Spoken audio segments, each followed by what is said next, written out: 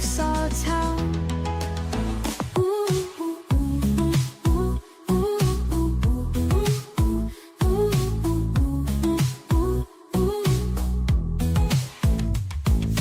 Brains on fire, tension snaps. Hands aligned at final class. Cheers are up, the crowd's amazed in the glow of winning race. Piece by piece we conquer all, speed puzzlers in the hall. Eyes on target, hearts ablaze. In this rush we find our craze. Puzzle mania late at night, feeling high on this delight. Counting seconds ticking down, champion in this jigsaw town.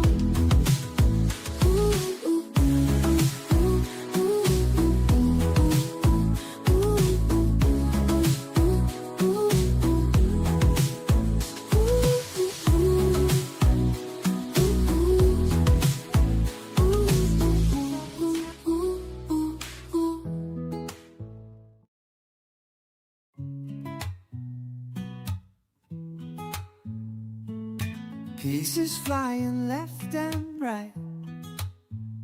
Time is running out, but it's alright. Patterns form like magic tricks. Fingers dance with quick, sharp flicks. Eyes are locked on cardboard hues. Every move's a racing muse. Corners meet with frantic cheer. Victory's scent is drawing near. Puzzle mania late at night, feeling high on this delight. Counting seconds ticking down, champion in this jigsaw town.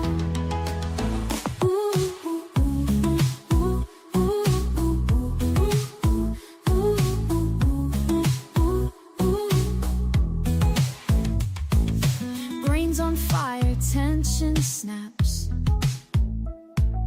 Hands aligned at final class.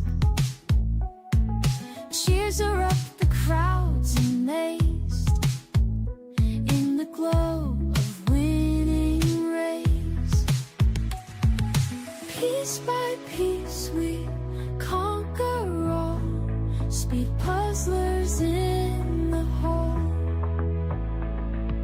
Eyes on target, hearts ablaze. In this rush we find our craze.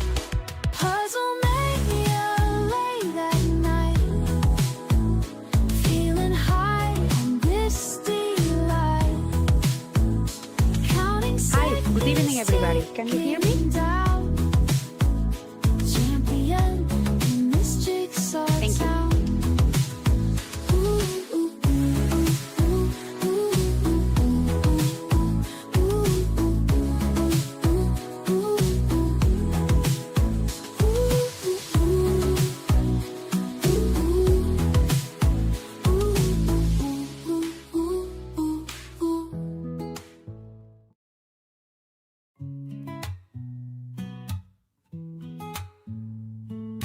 Pieces flying left and right. Time is running out, but it's alright. Patterns form like magic tricks. Fingers dance with quick, sharp flicks. Eyes are locked on cardboard hues. Every move's a racing muse. Corners meet with frantic cheer. Victory's scent is drawing near. Puzzle mania late at night.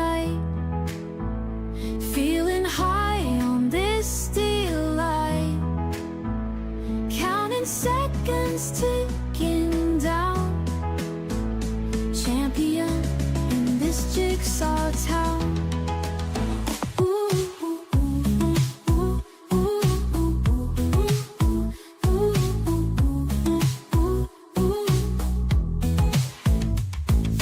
Brains on fire, tension snaps. Hands aligned at final clasp. Cheers are up, the crowd's amazed in the glow of winning race. Piece by piece we conquer all. Speed puzzlers in the hall. Eyes on target, hearts ablaze. In this rush we find our craze. Puzzle mania late at night, feeling high on this delight. Counting seconds, ticking down. Champion in this jigsaw town.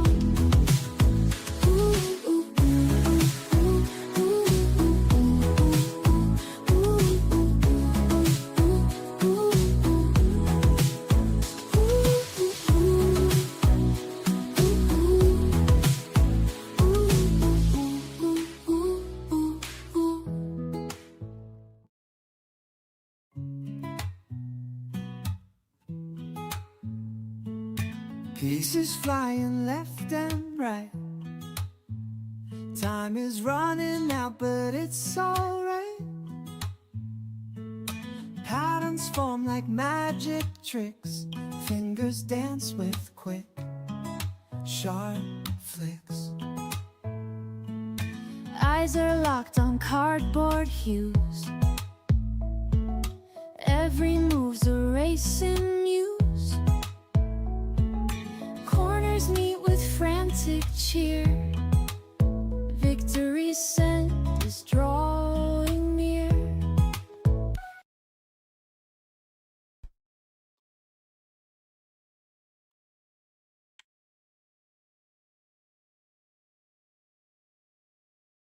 All right, good evening, everybody, and welcome to EJJ number 101, Speed Puzzling 101. Yes, and hello to everybody, and welcome also to the mascots. I see Tube and Nanakin on the table, and Dora's bears, Patrick's pterodactyl, and yes, oh, and Daniela, welcome, and you have your cat with you. Hi, yes. Good evening, everybody. I think this guy really wanted to be on the stream, but now he wants to go away. You know how cats are, Bruce. So, everybody, welcome. Very nice to see you since a while. I was here, I think, just before Worlds, right? Yes, it's been a few months, and you've been busy since then. Yes. So very happy to be here again with all of you. Yeah. Would you like to share where you were on the weekend? I think that was something quite special. Yeah, Maya, the kid of Maya is saying hello, hi. Oh. No, yes, yesterday we were quite busy at the Speed Puzzle in the Netherlands with a puzzle relay. We have made our first puzzle relay yesterday. And for those who don't know what a puzzle relay is, it's a competition when you take turns switching, and we did it with our partners. And we tried to assemble 2 puzzles of 500 pieces in a time limit. But honestly, it was super nice, but we struggled finalizing the two puzzles. We did the first round. I did it with my partner Roald. We went together to Worlds. We enjoyed a lot, although we couldn't finish the puzzles. The puzzles were a little bit tricky, I have to say. But then we had a second round with a random partner. And the feedback we got is that puzzling with random partners is super cool. Oh, because that you get to know sounds each so much other. fun. Yes, and then we finish the puzzles. Yeah, I think I saw that you used 500-piece puzzles for the first relay, and then 300-piece puzzles Yes. for the relay with the random partner. How did you think it went with 300 pieces? Very good, because it felt achievable.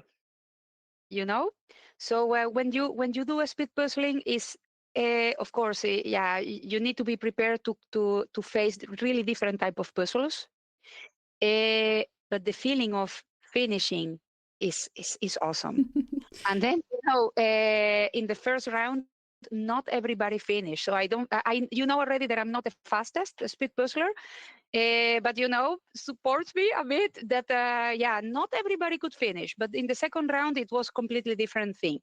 So then I think one of the learnings is for that type of activity, the puzzle choice is quite critical. Yeah, because we want to offer very nice experiences for the puzzlers who are joining us.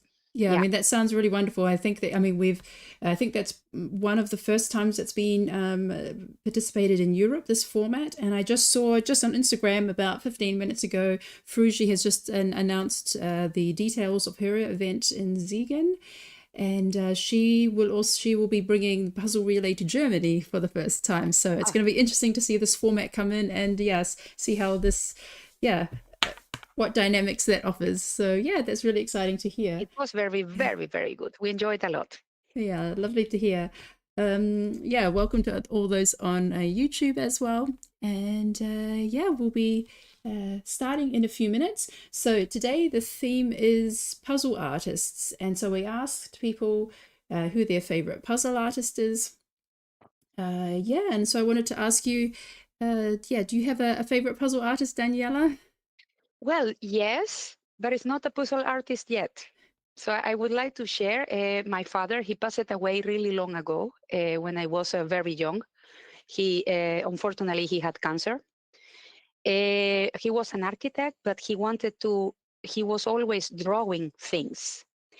And then a lot of textures, a lot of sections that I believe could be a very, very, very good puzzle. So I have this one that he made for me. I have here, but it's still a full drawing picture.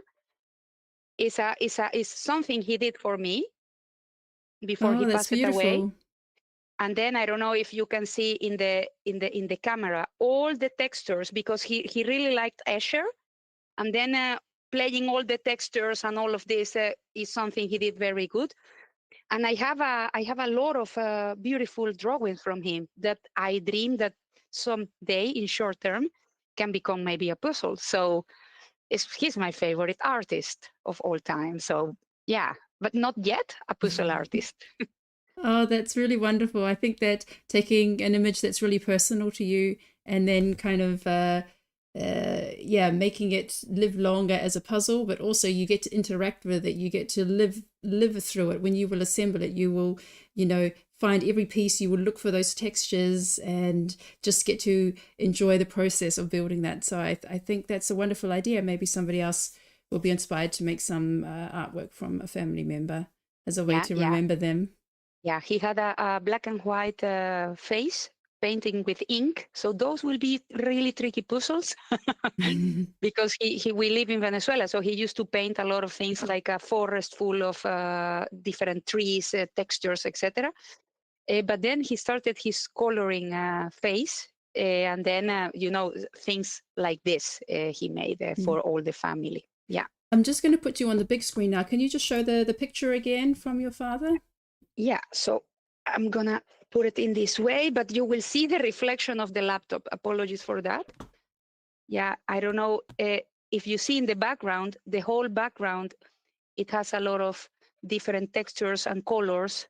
Oh, wow. Yes, it's really detailed because he's used like different dots and stripes. Yes. So, well, yeah, because before I thought the background was just white, but now I see there's different colors and the way the density of the dots comes together to make deeper colors. It's beautiful. Definitely make that into a puzzle. Yeah, thank you. No, and then of course I see the light, the colors a little bit fading because this was done 2007 and he passed away 2008. Yeah, but yeah, I love them. Yeah. Oh, that's so beautiful. Thank you for sharing, Daniela. All right, it looks like we are ready to unwrap the puzzle. So everybody go ahead and let's unwrap and see what we have today. Remove any stickers or plastic. and check that the box lid comes off easily. And I just want to do a special welcome to Kristen Tuve. She's back today, and after a break of puzzling, we're glad to see you again and to know that you're in a good space and ready to complete. So good luck, Kristen. And good luck to everybody for this puzzle. And great to see everyone in the chat. Yeah, so Matt says it's a heron. A heron, I think, is the name of the bird that was in your father's picture, a graceful bird. And it's one of Matt's favorite animals. Very fascinating. Oh, great. Oh, nice to know the name in English, because he got just inspired from all the birds we had in the tropical weather of Venezuela. Yeah, super good. Thank you. Yes, okay. Kati just registering on the page. Just a moment.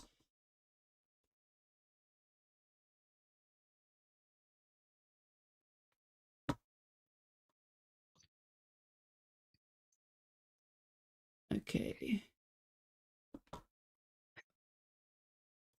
All right, so let's, yes, Kati is in. Let's do a countdown in 5, 4, 3, 2, 1, go. Good luck, everybody. All right, so as you can probably see, it is a Schmidt. So let's take a closer look at what we have today.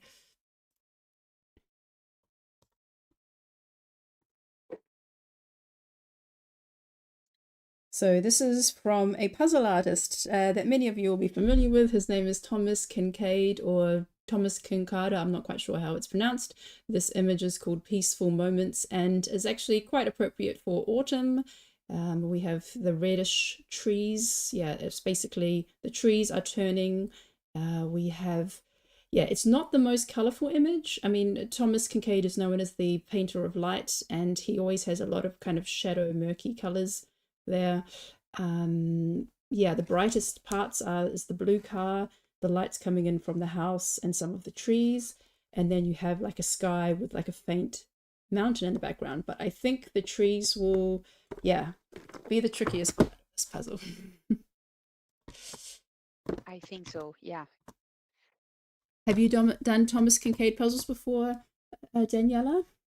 No, I don't think so. I don't think so. I always, when I make a puzzle, I try to find who which is the artist behind the image. And yeah, I need to check, but I don't recall it. Yeah, so Yeah. he has a good cooperation with Schmidt. So Schmidt has an enormous collection of Thomas Kincaid puzzles. And he also has another collection which is Disney puzzles. So he has a lot of the Disney. Yeah, so we did one before in the 50 Plus Club that was Yes. Ariel and Yes. Eric. The Beautiful in the Can. The Little Mermaid, yes. Yes, then I have done that one. Okay, so in that's the most. Competition with you, yeah. So that's probably the most colorful one of his. All the rest are quite, I don't know, murky, if there's another better word, pastel colors. But yes, so picture of a cabin out in the woods with somebody fishing off a what do you call it, a wharf or a jetty. But yes, let's see who we've got with us today. So I'm going to start in the alphabet at M. We've got Madara from Latvia with us. Then we have Magdalene from Austria, Margriet from South Africa, Maya from Slovenia. So yeah, Maya JT is from Slovenia, and then we have Maya P from Slovenia and Melina from Germany. How many competitors do we have tonight, Michelle? Tonight we have 86 about, yes. Yeah. SJ, feel free to tell more about why Kincaid's life story is unhinged. I'm curious to know. All right. So we are at 3 minutes, and most people have are still flipping or coming towards the end. You can see from the colors that have been poured out, there's nothing so bright. You can see there's probably maybe some white standing out, maybe some of the yellowish trees, but there are a lot of greens and a lot of browns in there.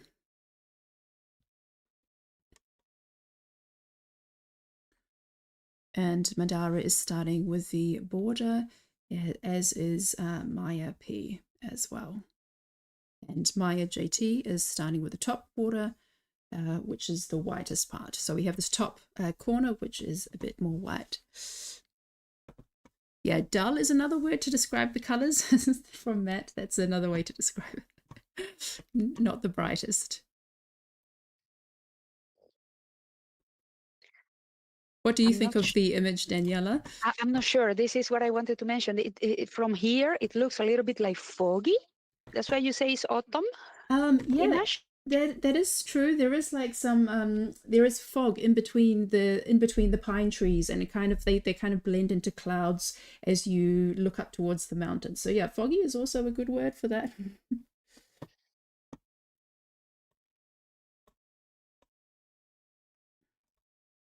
I know Delia Cateman is a fan of this type of images.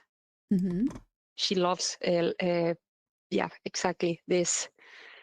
I am more a person of busy puzzles, detailed puzzles, different textures. Yeah. Yeah, I mean they are painted puzzles, so you do have textures that are typical of like real paintings with like little splotches, little blotches and brush strokes, but they are very detailed, so that is something that he's very good at, is getting the detail. But they are generally a bit harder. Gaza says they are usually pretty tough, and they're pretty, and Pause and Pattern say that they're pretty but difficult. So yeah, so after architecture from last week, this one is a bit more of a challenge. So on screen we have Mari from USA, Maria R from Slovakia, Maria TB from Sweden, Marie from Norway, Melly from Switzerland, and Meata from Croatia.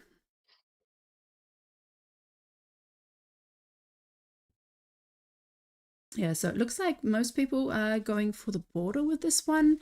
We haven't seen any like detailed sorts as yet. So the colors are kind of all blending in together in the puzzle pile for now, but maybe we'll see someone going for a more detailed sort as we get through.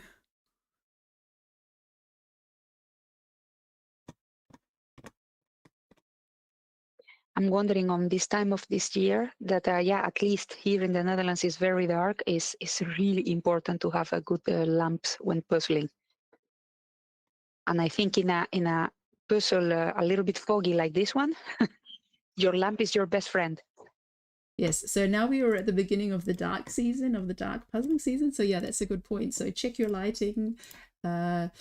See what you can do to improve the lighting. So something that we heard last year in winter is that you can add another lamp, but instead of aiming another lamp like directly at your puzzling space, which might create a lot of glare, if you are against a wall, you could target your light towards the wall, and then you have like this light reflection coming back, which improves the light, but it's not like this adding more glare to your image. So yeah, that is something that we need to consider as we enter the darker months when it gets dark so early. Yeah, what is possible to do as well, for those who have a laptop, just looked on YouTube on a white screen video for 2 hours. And then that will bring you some light, and it's not super bright as a lamp. Okay, so using a screen, so like a laptop or a tablet, to basically a white screen to add that glow. Okay, interesting. You heard it from Daniela. I haven't heard that before. Okay, so we also have with us Nadia from Indonesia. That's Nadia G. Then we have Nadia R from Germany, Patrick from Switzerland, Rachel from the UK, Richard from Belgium, and Rika from Denmark.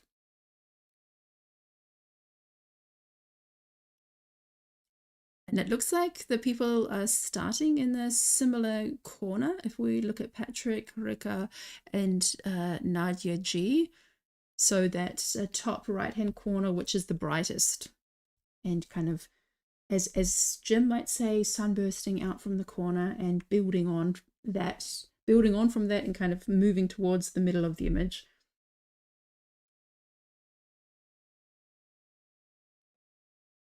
Where do you think you would start, Daniela? Yeah, I think I will do the same, because then you can, let's say, build a kind of anchor through the whole image. I mean, I will go for border because I know for sure I can do that, and then I go for the lightest pieces. I think from here, after that, I will go to the trees. But when I see the piles of the people, I'm looking now the image of a sack that I can see it here from my computer. It looks like you could see the reddish pieces, but somehow they blend with the rest of the image. So from far, after the lightest pieces, I will go to build the reddish things. Yeah, so there are a few trees that are very reddish and yellowish. Yeah, so, and then you also have some yellow lights shining out from the house. So those would be like the next like bright images. There's also a bit of reflection in the water, so you have the water reflecting some of the colorful trees, and so you do have like a pinkish glow in the bottom right hand corner. Okay, so we have Robert from Sweden, Romina from Switzerland, Sandra from Switzerland, Sana R from Finland, Sana VT from Finland, and Satu from Finland. And I can see Robert has done a really great build here. He's already filled out that white yellow sky as far as it goes. He's basically doing the mountain line at the moment where the sky meets the mountain, but the mountain is almost the same color as the sky. It's got like tones of yellow, but it's also like kind of grayish and pastel-y purple, so it is a bit tricky. Yeah, and I think with Thomas Kincaid as an artist, you really need to look at the textures. Especially when the colors get really similar towards the end. You're going to have like browns, like is it a rock, is it tree bark, and then you also have the trees and different flowers. So I know Victor is in the chat and he loves trees and flowers. But I think in general, I remember when I organized the Treer event, and there was in the Google form, we asked some people, I don't know, some any comments, and one person wrote, "No trees or flowers, please." So yeah, I know there are some people who like to avoid that. But yeah, so at the moment we're seeing mainly borders and skies. But actually, I really like. I don't mind skies from Schmidt because they have a really good piece cut. So that is also, even though I'm not typically a sky person, I generally do start with a sky when it comes to a Schmidt.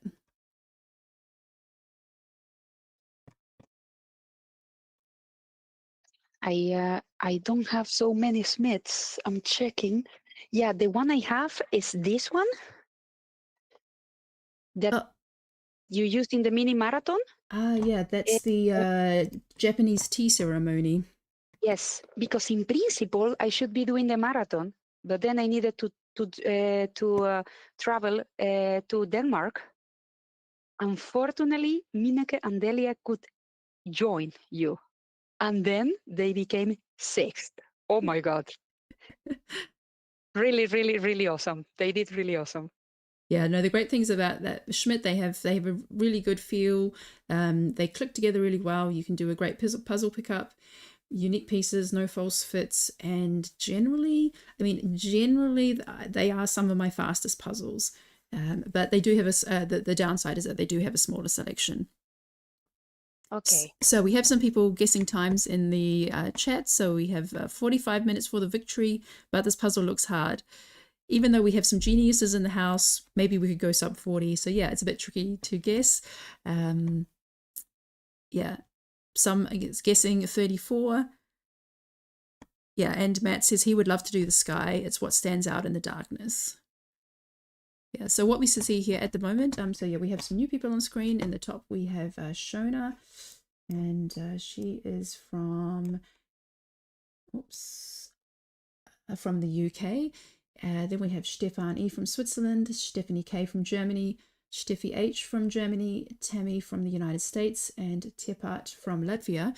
But Tepat, could possibly be Williams. Might be Williams. And Shona is using another box so she's poured the pieces into her box and then is pulling them out from there. Yeah, everybody else has done more of a table sort, well, table flip. What we can see is Stephanie K has actually done some sorting there. So she has sorted some of the colors, so she's got a plan in place. And I think she's done a lot of Schmidts. Actually, she was at an event recently in Cologne where they used Schmidt puzzles.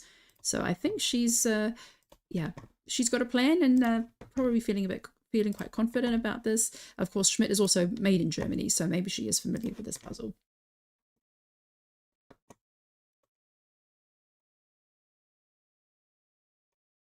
You know, something happened to me at the puzzle relay. My random partner, I met her, a very nice lady, Chantal, and then she said, I have a question for you. Are you the one who organizes the marathons and the activities in Trier? I said, no, that's Michelle. Then I gave her your account and all of this. So maybe nice, huh? Maybe we can get mixed up. You can say you're the one who organizes activities in the Netherlands. So that's very nice. Yeah, so now we've reached the end of the alphabet and we're jumping up to A. So I started at M today. So at T, we have Tobias from Sweden, Veronica from Slovakia, Zach from the UK, Aaron from the UK, Alexandra from Austria, and Anna L from Germany. Yeah, so we also asked the participants if they had favorite puzzle artists as well. So we have a few replies. Aaron says Anna Geddes, although is it counted as a puzzle artist? That's a puzzle photographer, but we'll give it to you. And he also wants to point out the amazing custom puzzles from Jodie and Graham Parker. Yes, so that was a milestone for the Puzzle Guzzle team to have their first custom puzzle on My Ravensburger. So yeah, good on to them and getting new puzzle art out into the world. And Anna Al says she really likes the art from Rock Urbaniak. His paintings have appeared in Casterland and Good Loot puzzles. And that's true. I did have a look at his name. So she gave a link, so I had a look at it. And I do recognize some of his work. They're paintings, but they're very like fantasy full, I guess you could say, like different worlds and lots of like, I don't know, balloons and zeppelins kind of flying through the sky. So yeah, I did recognize one of his puzzles. She also likes Elspeth McLean. So she's known for the dots, the mandalas, and also Amy Stewart, who's very known, and for photos, Stefan Heffeler. So yeah, some good names there. So yeah, at the moment, yeah, we see borders and white skies. So, but I see Veronica is doing the house in the middle. You can see these like 4 square windows, 3 square windows with light shining through, and she's done a blue car. So yeah, that's interesting. We might see people pulling out the blue car next. Actually, Tobias is also very similar to Veronica with the blue car and the house. Well, we can call it like a cabin or a cottage since it's up in the mountains.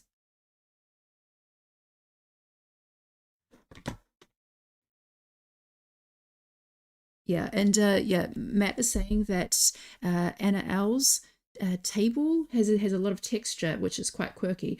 Yeah, so Anna L has a table that, yeah, I guess it's like compressed wood scraps. I don't know. There's probably a technical name for that. I know my husband sometimes buys this type of wood for various projects at the DIY store. So yeah, I imagine that it's a bit rough on the fingers. I have used this wood before, and yeah, because it's made up of so much little bits of wood, I'd kind of be worried about getting a splinter.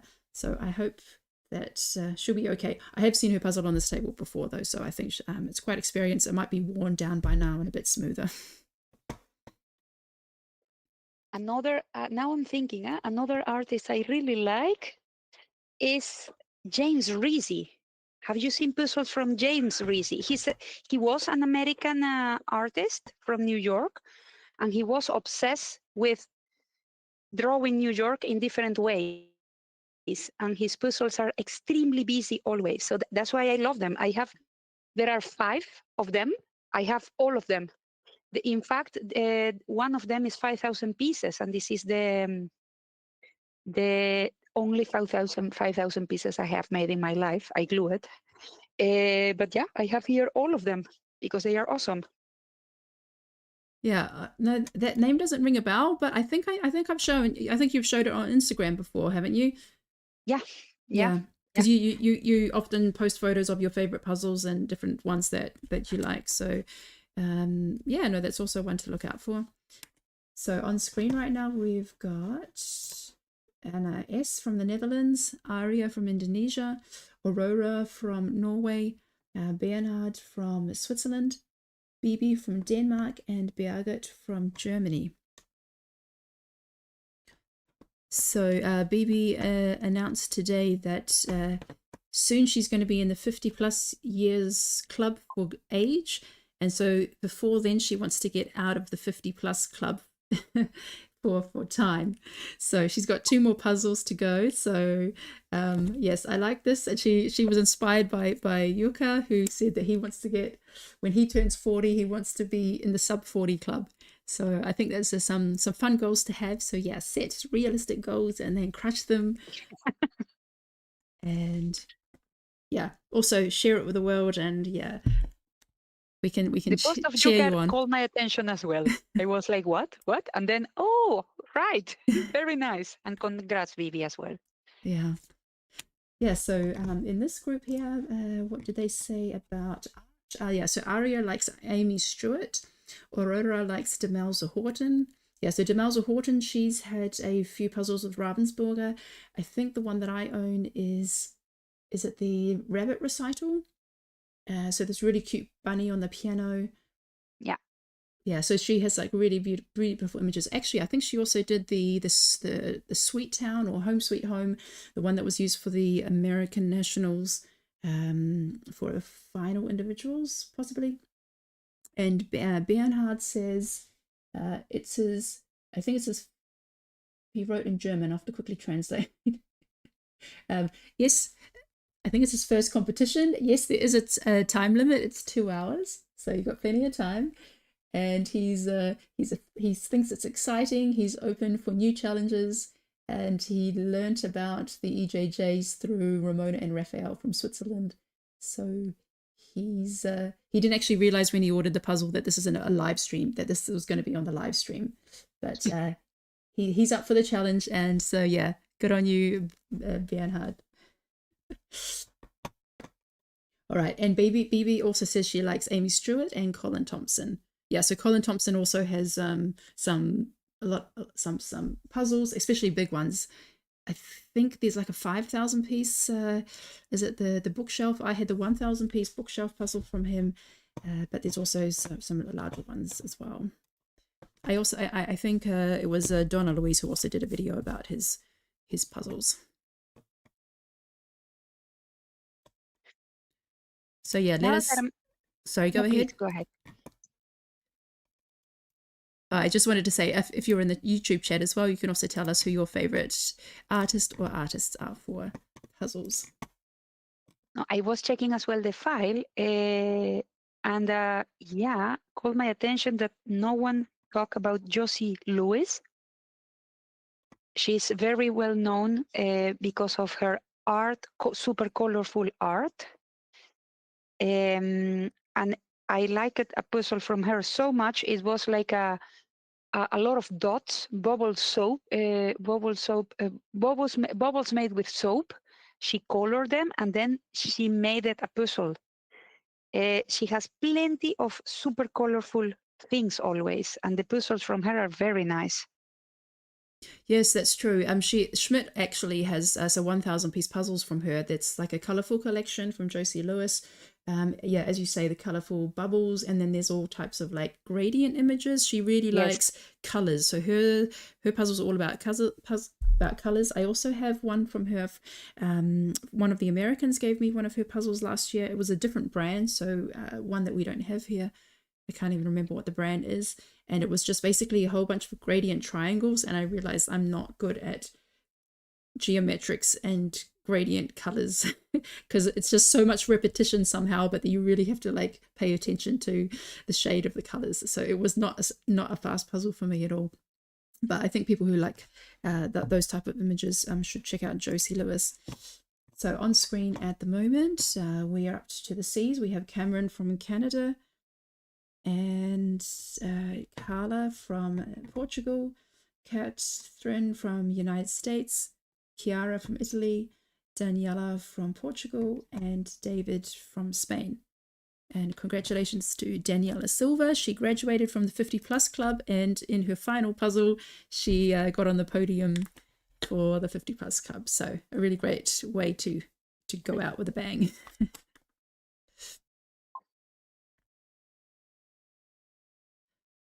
So yeah, so lots, some people have moved a bit further into the middle of the image. So if we look at Chiara, who's quite advanced, she's done the mountains and has also started to join that up with the trees, the most colorful trees.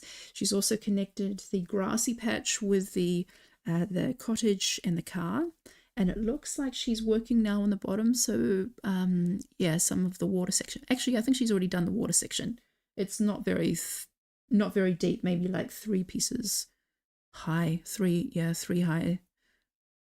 But yeah, if you look at her pile, like there's a lot of greens, browns, and grays there. So I think that's really going to be the where it gets tricky. But I actually didn't mind this puzzle, so I didn't find it incredibly hard. Like it wasn't fast, but it was manageable, we can say.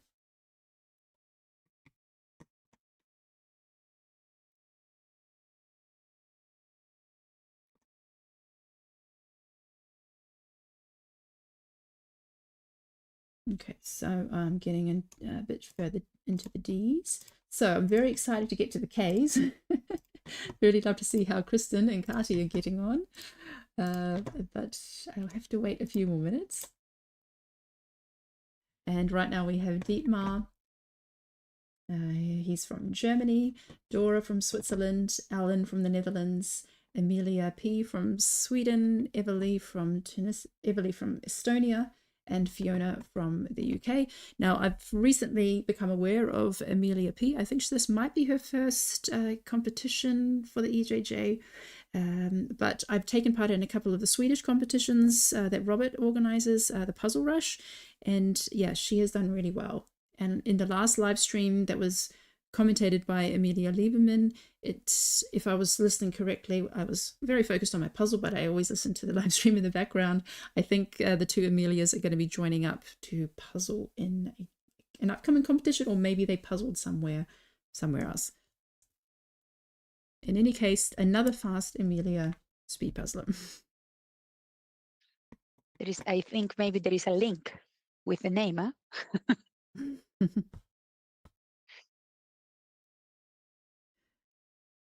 So Gaza is mentioning some of his favorite, mentioning some well-known puzzle artists, Wysocki. Yes, because I think SJ likes Wysocki. Yes, SJ, you're waiting for Charles Wysocki to get a shout out. Yes, so I first heard about Wysocki because of SJ. She mentioned on a live stream or in the chat that she collects Wysockis, that he's an American artist when I remember that correctly, and that's something that she really enjoys doing. And Jenny really likes Thomas Kincaid, but they are tricky to speed puzzle. I also like Chuck Pinson images. Goliath has some puzzles from Pinson, but they have many false fits.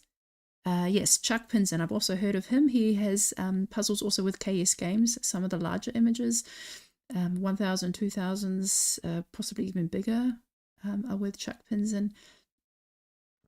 Oh, SJ says she has 100 Wysocki puzzles. He's my forever number one. Okay, so now we need to check out Wysocki so that we know. I have made only one of those puzzles. Well, Art of Wysocki. I joined once last year the speedpuzzle.com competition in the US and was one of their puzzles. I was starting and I did in 1.5 hours, literally. So I was super wow. It was like my second or third competition online ever. So yeah, I think the image was super friendly for new speed puzzlers in that time. Yeah. Yes, yeah, he is used a lot he is mainly based in America, and I think that his images are quite well known there, so they often appear in the US competitions as well. Yeah, so we're now up to F, and we have Fleur from the Netherlands, Gavin from United Kingdom, Hagar from Germany, Hannah R from the Czech Republic, Hannah L from Finland, and Hannah L. Hannah L. Little, you have not registered. I don't see you here in my list, so please, yeah, if you have not registered, or if you're not registered under a different name, you'll have to write done in the chat because we don't have you in the list here. But Hannah L. is from the United Kingdom. So yeah, at this point, yeah, Hannah's looking, yeah, very advanced there, trying to piece together the middle. All the kind of busy parts are done. So yeah, soon she's going to be moving on to the overbearing tree on the left. But yeah, she's done the water, done the colorful trees and the bits of houses. But yeah, as you can see, she just moved and it kind of shifted. So yeah, I think that will be key to try and connect the top to the bottom so that stays in place. But yeah, Hannah R has also done a really fantastic job there on the sky and moving down towards the middle. And Hannah L has done a lot of the middle section. So yeah, we're at 30 minutes. So no sub 30 finished tonight, but who knows? Let's see if we'll get to some sub 40 finishes. I think so far the most advanced is Cathy, from what I have seen. Yeah, so I'm at the eyes, so we're going to get to the K's very shortly. I'm just going to take a peek at Kati and Kristen just to see where they are. That we have some time. Oh, okay. There's Kristen. Yes, so Kristen is very advanced. Most of the middle section is done. She just has that tree on the left and bits of the board. A lot of dark pieces. Also the rocks at the bottom. You can see these empty patches. Those are the dark rocks because they look very similar to the dark tree. Kati, we can see has done a lot of the top there, but it's a bit zoomed in, so I can't see too much progress of the rest of her image. But I'm pretty sure that's yeah. Also, she's also done some great progress. Inga, looking really good there as well. Yeah, so on screen we have Eden from Norway, Lona from Germany, Inga S from Lithuania, Inga S from the Netherlands, and then Kati from Germany, and Kristen from Norway. But yeah, Inga looking really solid as well. But yeah, from what I can see so far, Inga and Kristen look to be in the lead, but that's also because I can't see all of Kati's image right at this point. But yes, I'm going to leave Kristen on screen for a bit longer, and then let's check out who else we have. But oh, look at that. Alona has done a fantastic job there at sorting, looking very systematic there. Done a great job with the border and the top sky, and now she's moving into the reddish tones.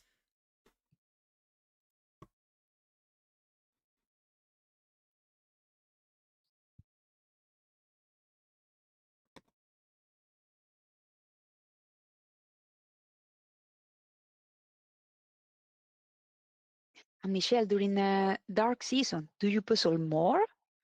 Excluding everything linked to AJJ. I mean, your own puzzling. Do you do extra puzzling?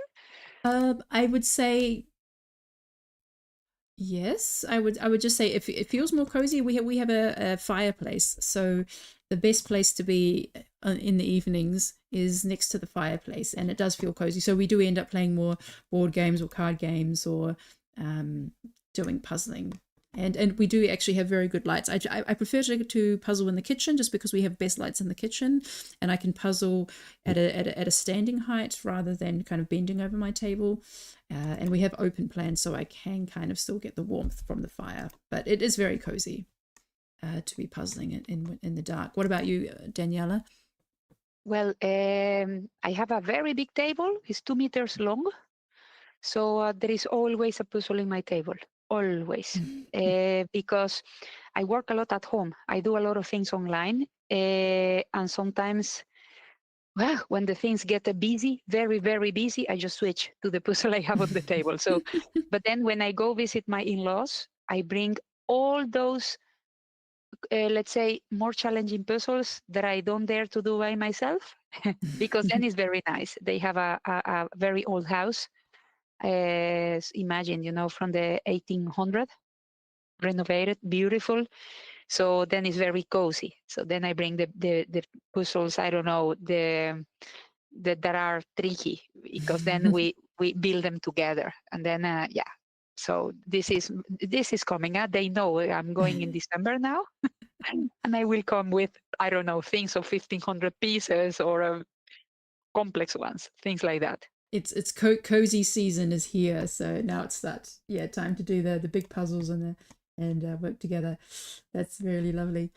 So yeah, we've got Irene on screen. She's from Spain. We also have J. Katarina from Germany, Jessica, James from the UK, Jessica H from United States, and Jessica W from Germany. So all the Jessicas there.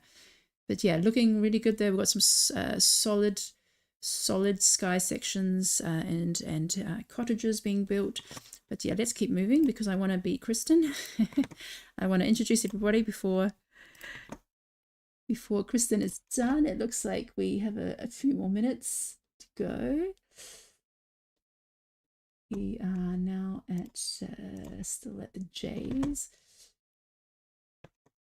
So here's Yuka with his he's the one who's wanting to get into the sub 40 club when he reaches 40 years old. We have he's from Finland. We have Justina from Poland, Karen from United States, Karen B from United States, Karen R from Sweden, and Katarina from Austria. Okay, I'm gonna keep moving. So Kristen has now done the water section, so she's filled in those rocks, and now she's done the tree trunk, and now she's heading towards the branches. So how many minutes do I have left? It's 36 minutes.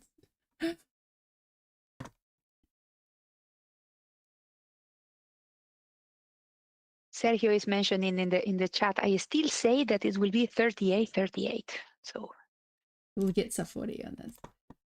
Okay, we're almost there. All right, we have Katrin from Switzerland and Kenneth from Denmark, Leah K from Denmark, Leonie from Germany, and Lena S from Lithuania. So Katrin Starley's also done really fantastic. You can see she's got, she's built it from top. So the top section is connected with the bottom, and she's also connected the cottage somehow through to the trees. But leaving the tree, including the border of the tree, till later. Okay, last corner for Kristen. Here we go.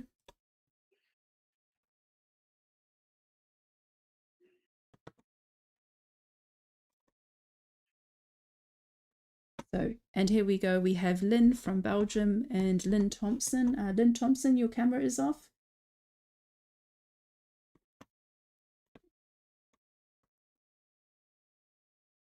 Okay, unfortunately we can't. Oh, there we go. Yes, Lynn Thompson, we see you now. Very good. Okay, and there I don't see Lynn in the in the timer app, so maybe she forgot to register or is under another name. If you didn't use the app, then please write down in the chat. But we have the final pieces for Kristen. Let me see if anybody else is She's near. puzzling with one hand, right?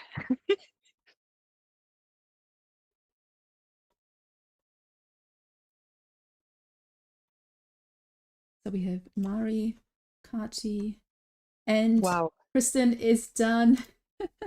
Well done, Kristen. Welcome back. 38 minutes and 14 seconds. She is back. Well Wow. done. Oh, fantastic. So I think the break was good for her. And yeah, maybe that's her type of image. I mean, she also always does really well in the hard images. Let's see who could be coming in pursuit.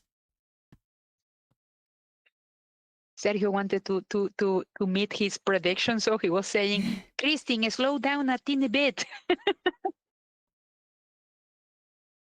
Because he predicted 38-38, but she did 38-14.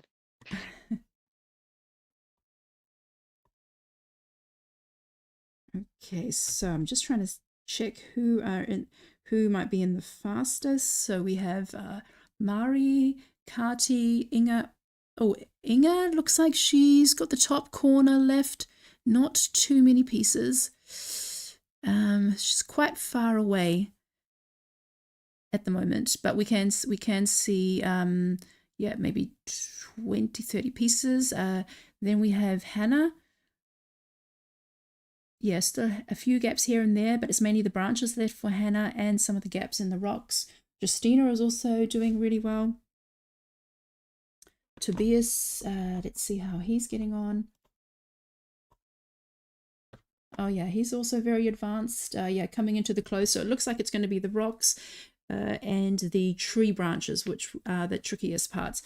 The tree trunk is a bit more easier to define because you have on one side it's very dark and on the other side you have a bit of the light reflection, so you can see in which direction it goes, and you do have the texture of the bark, but it's that messy branches. You can see a bit closer on Kati's how it's very undefined there, and it is really going to be on shape work. Okay, did I somehow miss... Oh, we have Rachel with us. Did I somehow miss Rachel? Okay, also looking really good there. Yeah, so a lot of congratulations for Kristen, and yeah.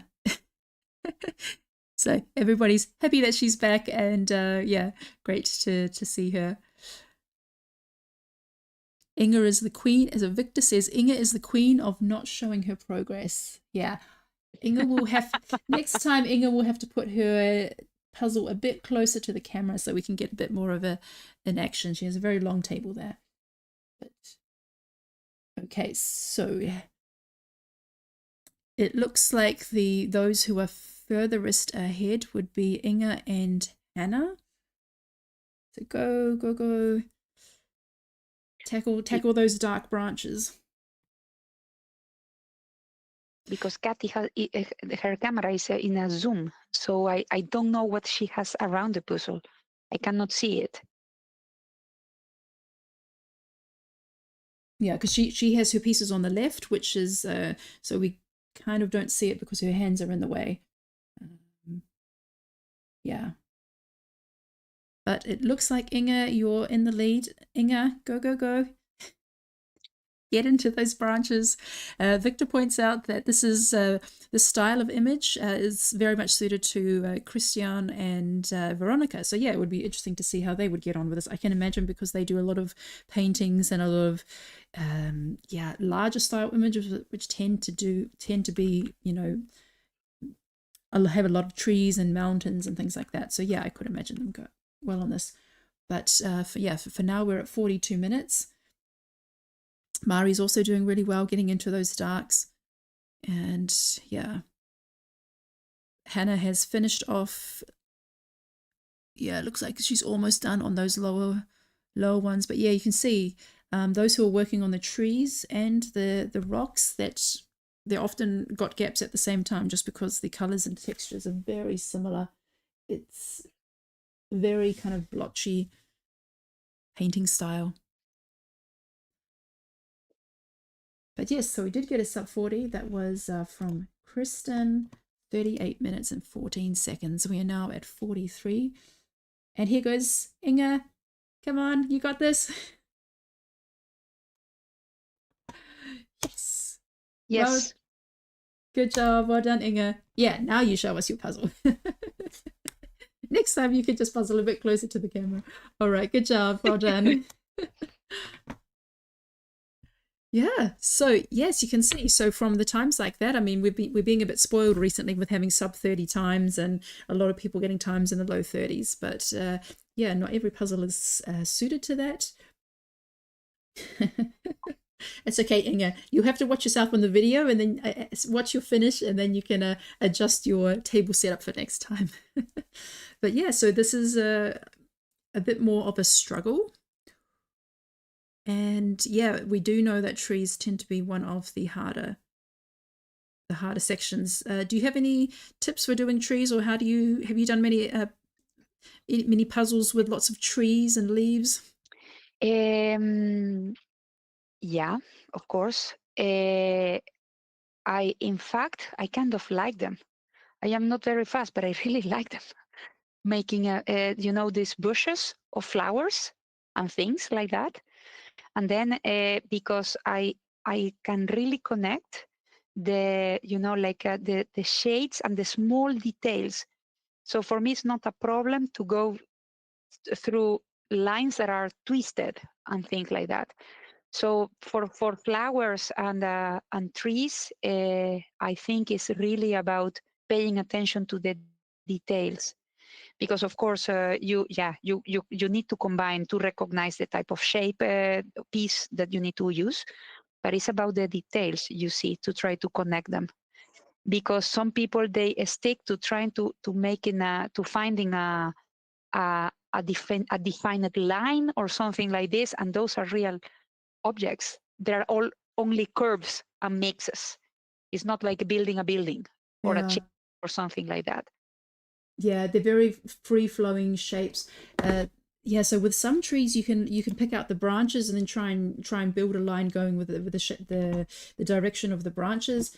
The branches in this image, well, they're just very dark, and you have lots of like patches of light in between them. I think that's really hard when you have little patches of light. And I would naturally try to look at the image and try and find that patch of light and then do it as a pick and place, but there's too many similar colors here, too many similar patterns, so you would really need to go on shapes. I would probably go for the trunks, after the trunk, the thicker branches, and then after that it's just mainly looking at shape. And what I can see from here, I think the brush plays a role on how the drawing of the artist is done, because it's not the same that if you take a picture of a tree and then you need a very high quality picture to help you out. Yeah, I just want to let Hannah and Rachel know that they are chasing third place. Rachel, I know you really want to get into the podium. You were fifth place a few times, and then you got to 8, but this is your chance. Go, go, go. You could get third. Go, Hannah. You're so close. We also have Mari, who's doing a great job. She's now into the top section. Tobias as well. Veronica. Yeah, a lot of people doing well here, but Anna Stuhl is doing very good as well. She has more pieces left, but she's doing a great job. Who was that? Anna Stuhl. Anna Stuhl. Okay, I'll take a look at her. We've also got Amelia P. She's got a dark pieces on a dark table, but she has good lighting. Okay, we also have Ellen. Ellen is doing really well there. Okay, Ellen is moving into the border, and Rachel gets third place with a time of 47 minutes and 17 seconds. Yay, go Rachel. You got there. Awesome. Okay, let's double check on Anna Stuhl. That's a new name. I haven't heard that name before. Oh yes, so yeah, she's yeah, done the main sections and is quite advanced as well. So yeah, we have quite a few people in the next wave, but it looks like Hannah's going to get there next. But Mari is very close behind. Mari could be coming in for a 5th place finish. Tobias possibly coming in for a 6th, but it's really hard to tell at this stage. It really depends how everybody gets through. And Hannah takes out 4th, 48 minutes, 14 seconds. Well done, Hannah. Yeah, although what's interesting is when you look at Kati's, she's already, it's not like this triangle that is kind of getting smaller as the others do. She's already filled out some bits, so she actually has small gaps, and now she can use she's got a lot more clues there from the shapes. So I think Kati's going to do a really fast close here when she gets into, yeah, just looking at the shapes there. Because even though it looks it looks like at this stage that she's got more colors spread out, but she has more clues from the shapes.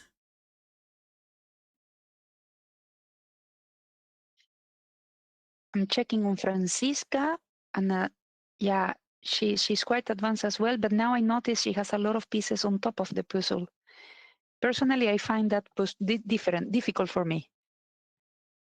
Victor have done this in the finals, and Jim and I, we were looking like closely to him.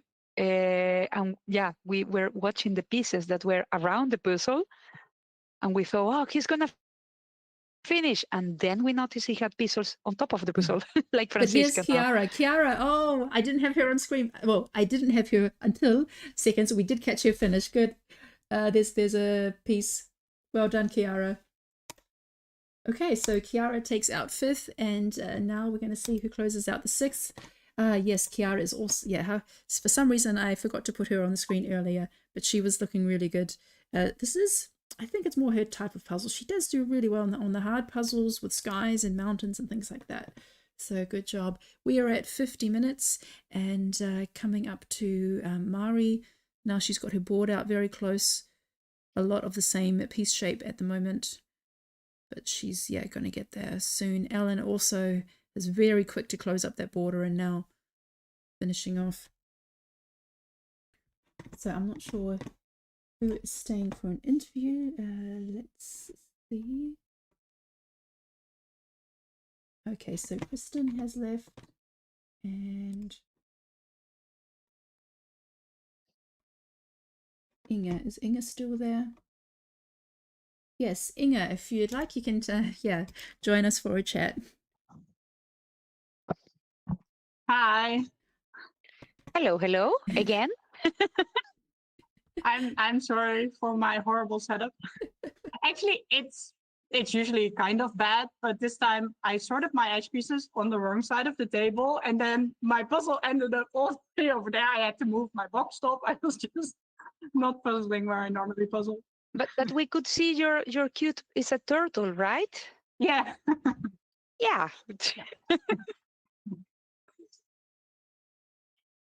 Oh, we just had a couple of finishes. Sorry, just to interrupt. We had Tobias, then we have Mari. Well done, Mari. And also Veronica just finished as well. Oh, Veronica, where are you? Sorry, I didn't have her on screen.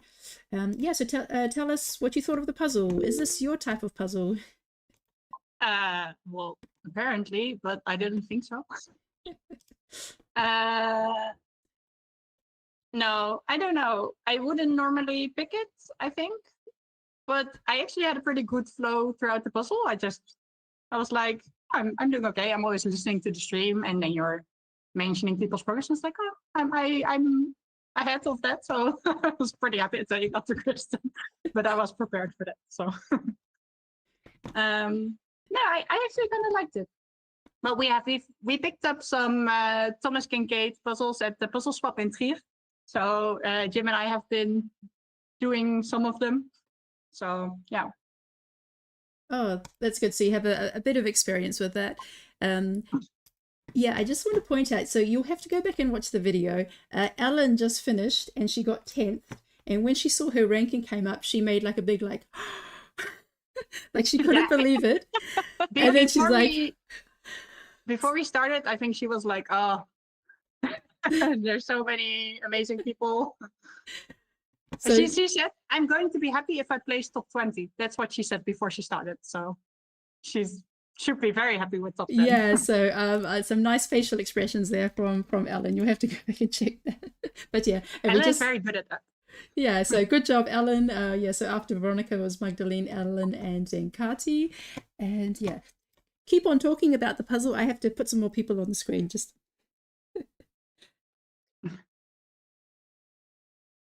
Yeah, but I think the sections were actually pretty distinguishable. So every time you finish a section, then new pieces are popping out. So yeah, I had fun. so how did you tackle the trees? Like which ones? Yeah, like did you have any strategy for doing the trees or just shape work? No, I think it actually it just worked. I think like mainly the large tree on the left was kind of difficult, but you had like the lighter splotches, like there's some blue holes in the tree, so those were actually pretty easy to connect. And then there were only like 10 pieces I needed to use the shape for, so it was actually pretty good, I think. And then yeah, the tree itself indeed had the stem. You had some light on the side, so that really helped. And if you filled in everything else, then you have holes, and it helps if you can just place it in a hole instead of having the whole section to go. And you finish by the trees, right? Yeah, top left corner. Yeah. Yeah, that we see majority of the finishers, yeah, leave at the end. Yeah. Yeah, hardest part indeed. Yeah, I mean, you can sort the pieces, but they just don't say, "Oh, please put me in." They're just like, "Nah." So do the pieces talk to you, Inga? So Yes, they always talk to me. That's my whole strategy. I let the pieces tell me what to do, and then we'll see what happens. Yeah. So for me, like the green patch of grass, that's what I started with actually, because that really jumped out at me. And then the sky and the water. Yeah, I did the border, but only the easy part of the border. I stopped at the dark tree. I saw Ella did the same. So that was nice. Yeah. So do you have a Yeah. favorite puzzle artist? Can I assume it is Jan van Hasteren? No, it's not. So, when you live in the Netherlands, I think most people grow up with the Jan van Hasteren puzzles. And then we had the Jan van Hasteren championship. So it was basically all we did and we were used to. And then when I started practicing for Worlds last year, I was like, oh, there are so many other puzzles. And I found out that I like those more. But I don't think I really have a favorite artist because I just really like diversity and just not knowing what gets thrown at me, which is also why I like these competitions. So I really like just doing different puzzles. So you want to get challenged every time. It doesn't matter with what. I mean, shapes or images. That's what you like.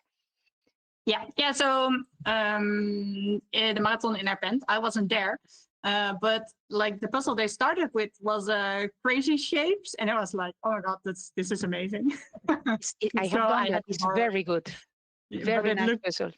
It looks like a lot of fun, and it was a lot of fun. So I like it when you're at a competition and then you get something like that, and you're like, whoa, I did not expect this. So no favorite artist, I think.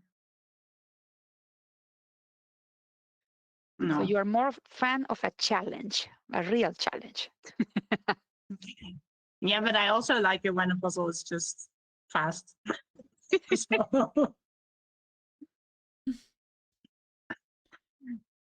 So we have already 18 finishers, Michelle, Yes. out of 88. So we're at 55. No, at the last finisher was.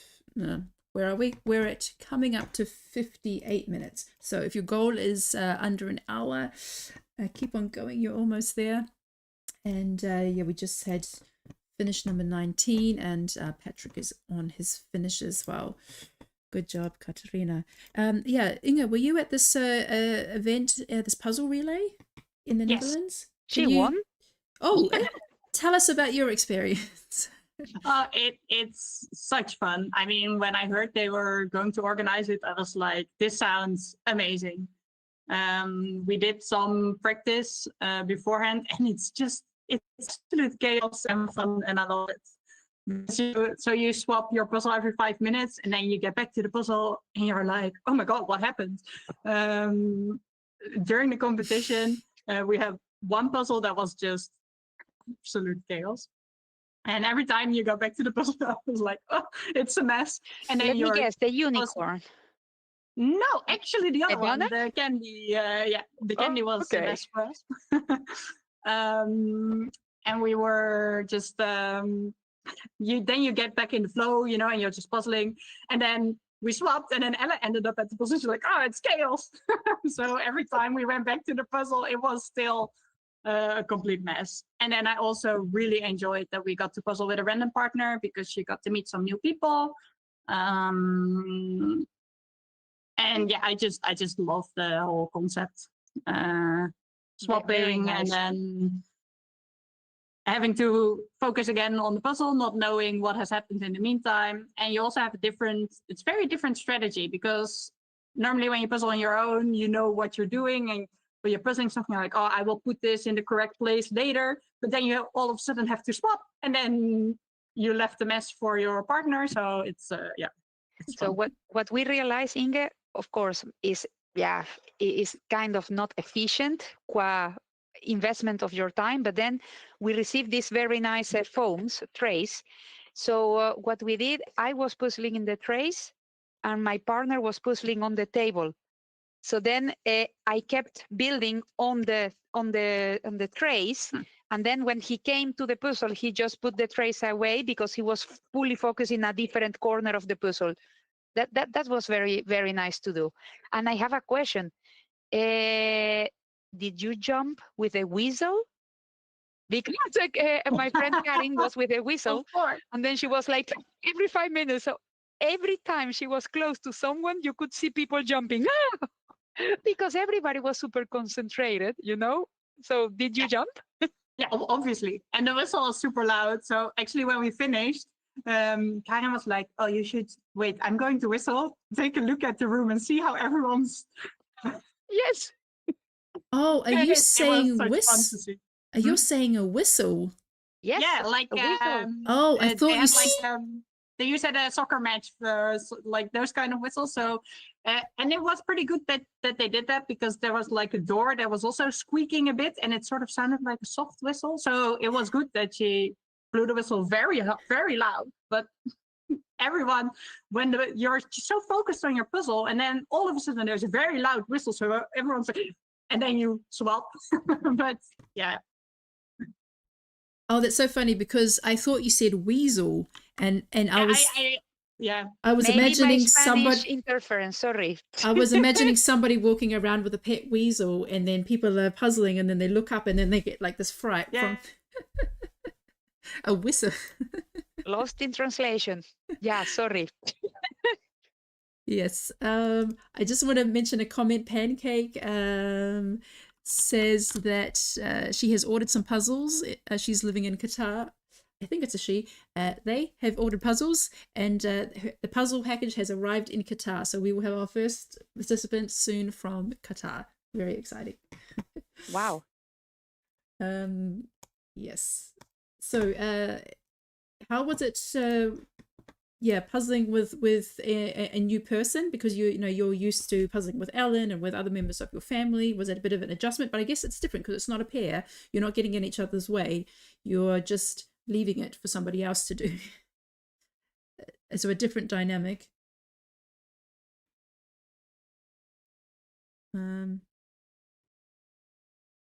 Inge, are you there?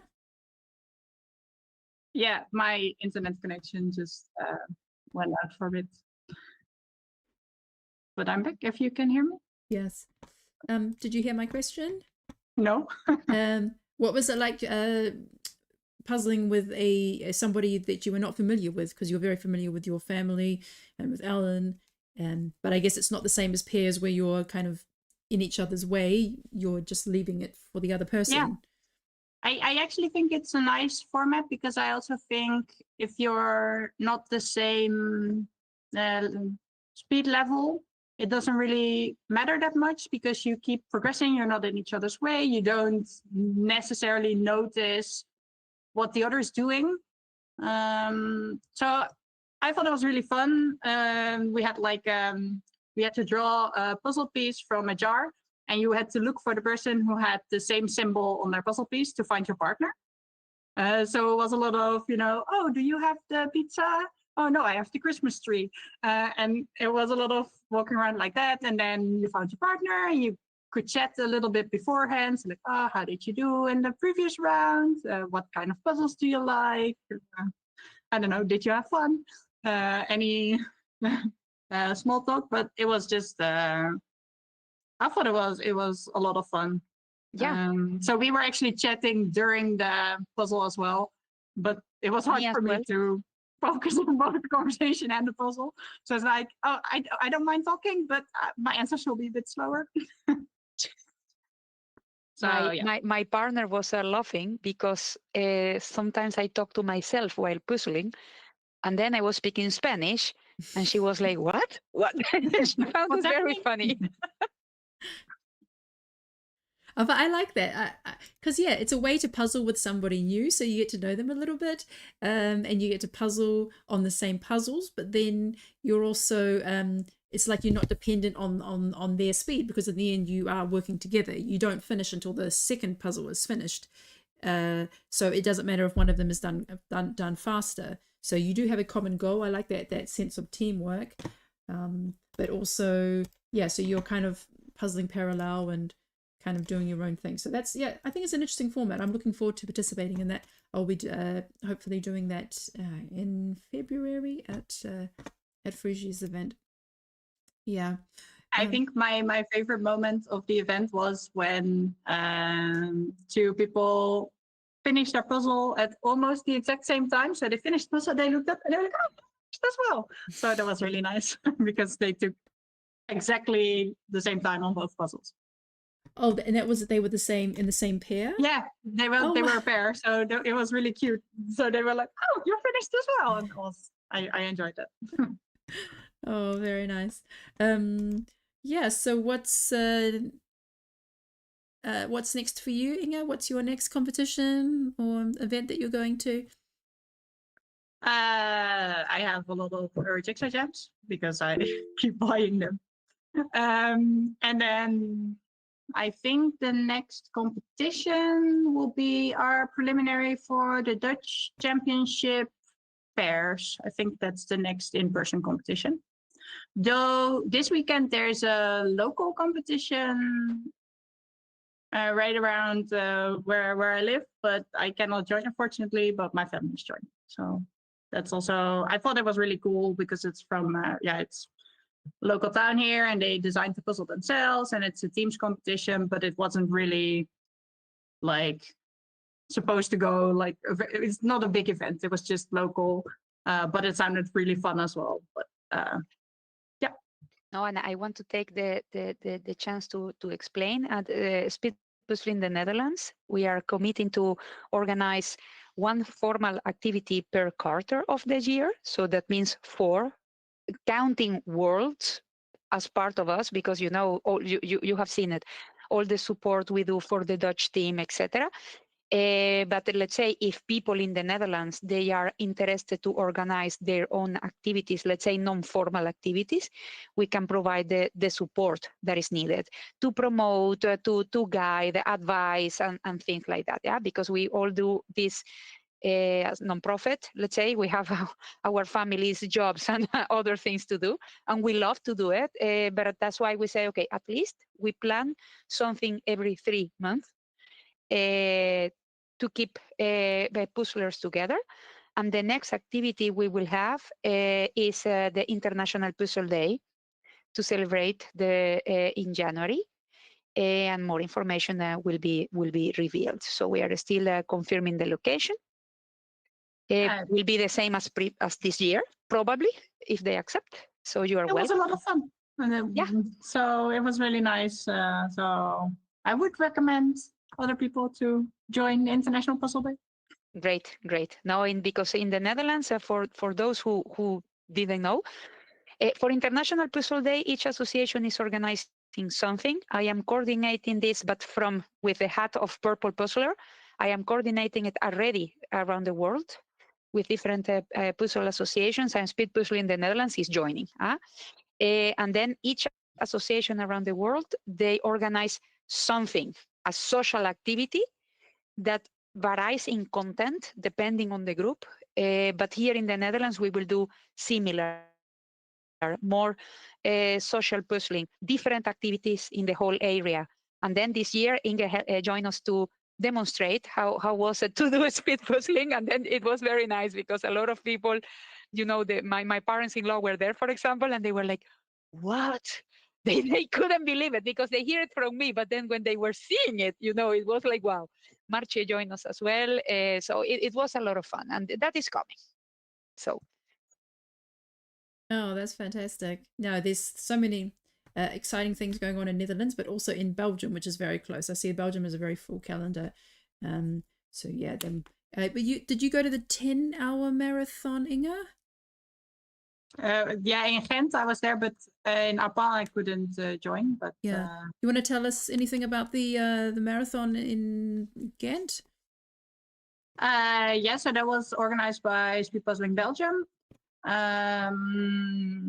It was I don't know, a lot of fun, but I always like marathons. It was also some very unfamiliar brands, so like I said, I always enjoy that because they had there's a church that sells puzzles, so it's a puzzle store in a church, and they sponsored the puzzles, so it was all completely different puzzles, so that was really nice. And they had a really good selection, so they were all super fun, and they had a puzzle from Ghent as well, so that's also very nice because it was puzzle in the back, and they had a puzzle from the town where the marathon was being held, and some larger piece counts. I don't know, marathons are my favorite puzzle event.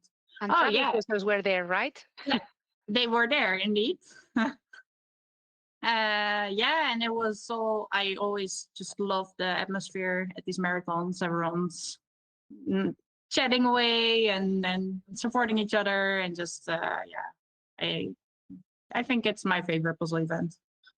In fact, Speed Puzzle in Belgium and the Netherlands, we are aligning what will be the puzzles for the 2 championships for next year. Ooh. So we are even getting aligned on this because we understand we go there and they come here. Huh? So yeah, we are already talking about this. Yes. No, that's great. Did you have a favorite puzzle from the marathon? Ooh, I think. Oh yeah, actually, wait. I think. Oh, did I? No, I cleaned up. It was a climbing puzzle actually. So Jim is going to get it. So I think there were 2 puzzles I really liked. One was the 2,000 piece bluebird. That one was really a lot of fun. So we spent some time on it, of course, because it was 2,000 pieces, but it was great. And the other one, I actually wasn't. I was on my break when they started the puzzle, but then Jim was kind enough to swap out so that I could join it. He's got it for us, so I can show you. This was my favorite because it's a climbing puzzle, and it was super fast. That is a really lovely puzzle. I love that. Just the chalky hands on the rock. Yes. The rock coming down, and a beautiful view in the background. Lovely. That looks really fun. So they had such a great selection because it was all amazing puzzles. And therefore unexpected then. Or did you encounter a known image, something that you have done already, or were all of them new for you? But only at the end, because I think us and the other Dutch team were too fast. So we ran out of puzzles, and then they gave us some puzzles from Belgium Nationals from last year. So obviously, as I participated there, I knew the puzzles, and those were a bit more known, but I think none of the others I had seen before. Okay. So that was actually that. Yeah, I really, really like that. But yeah, this was my absolute favorite. So when I got home, I also did it solo because I was like, I have to do everything on this puzzle, not just the rocks. So yeah. But then, do you do climbing? Yes, yeah, I do bouldering. So Okay. it's climbing without ropes. When my husband and my daughter they go bouldering, I take a puzzle and I puzzle outside. So then the nice. boulders are up when they are resting, they come to me to see what I'm doing. Yeah, so bouldering is also kind of a puzzle. So it's the puzzle under the sports, I guess, because you have to figure out how to climb a route, and then you have to be like, maybe I can try this, and then no, it doesn't work. Okay, what if I try something else? And so it's kind of puzzle-like, which is also why I really enjoy it. Victor is commenting, that's the first puzzle I have ever done as a pair. Ah, nice. I had never seen it before, but I'm very happy to have it in my collection now. Yeah, what year is it from? It's probably on the box somewhere. 2020. 2020. Okay, so yeah, so it has been around for a while, but that's the first time I've seen that image. But yeah, that's something that if I saw it, I would take it. Yeah, I figured. Yes, I used to do it rock climbing a long time ago, pre-kids, but it has a place in my heart. Some special memories. Maybe I'll take it up at some point again. But yes, I'm too scared to do those things. But when I see my daughter climbing really high, jumping and then I said, great, this is, like I feel super proud because it's extra because I am a mom and because I'm super scared of doing these things. And then she doesn't mind trees, whatever. Yeah. Oh, that's good. Yeah, so start them off young and then yes, they won't have the fear of heights. Yeah. Oh, well, thank you so much, Inga, and congratulations on a great second place today. Yeah, thank you. Yeah, and yeah, go back and watch the video of your sister when she finishes, and I will. And a bit closer to the camera next time, please. We will think about a better setup. Yes. All right. Thank Thanks. you, Have a Inge. good evening. Bye, Inga. Bye. Bye. So we have now 40 finishers, Michelle. Yes. Oh, here comes 41. Number 41 is Zach from the United Kingdom. Well done, Zach. And yeah, so 41 out of 89. So not even halfway through. So if you finished in the next couple of minutes, you should be in the top half of the rankings. Let's just I see Leah, my friend Leah is about to finish. She has 10 pieces or something like that. Okay, I'm going to put Leah on. Leah, okay. Oh, yes, there we go. Go, Leah. Yeah, so on screen right now we have Ilona, Yuka, Aaron, Hannah, Elle, Dietmar, and Leah, who are all, yeah, struggling their way or working their way through the blacks. But your end is near, so keep on pushing, keep on going. Yeah, in the meantime, let's have a chat with Rachel, who placed third today. Hi. Hi, Rachel. Hello. Nice to see you. Last time we talked, Nice to that see was you at the again. finals. Yes. Live stream. Yeah, so tell us, yeah, what was your reaction when you saw today's puzzle? I was thinking it looked hard. And with the light being quite bad now in the UK in the evenings, the dark sections were particularly tricky. So I didn't I didn't really think I had a chance of doing very well at all.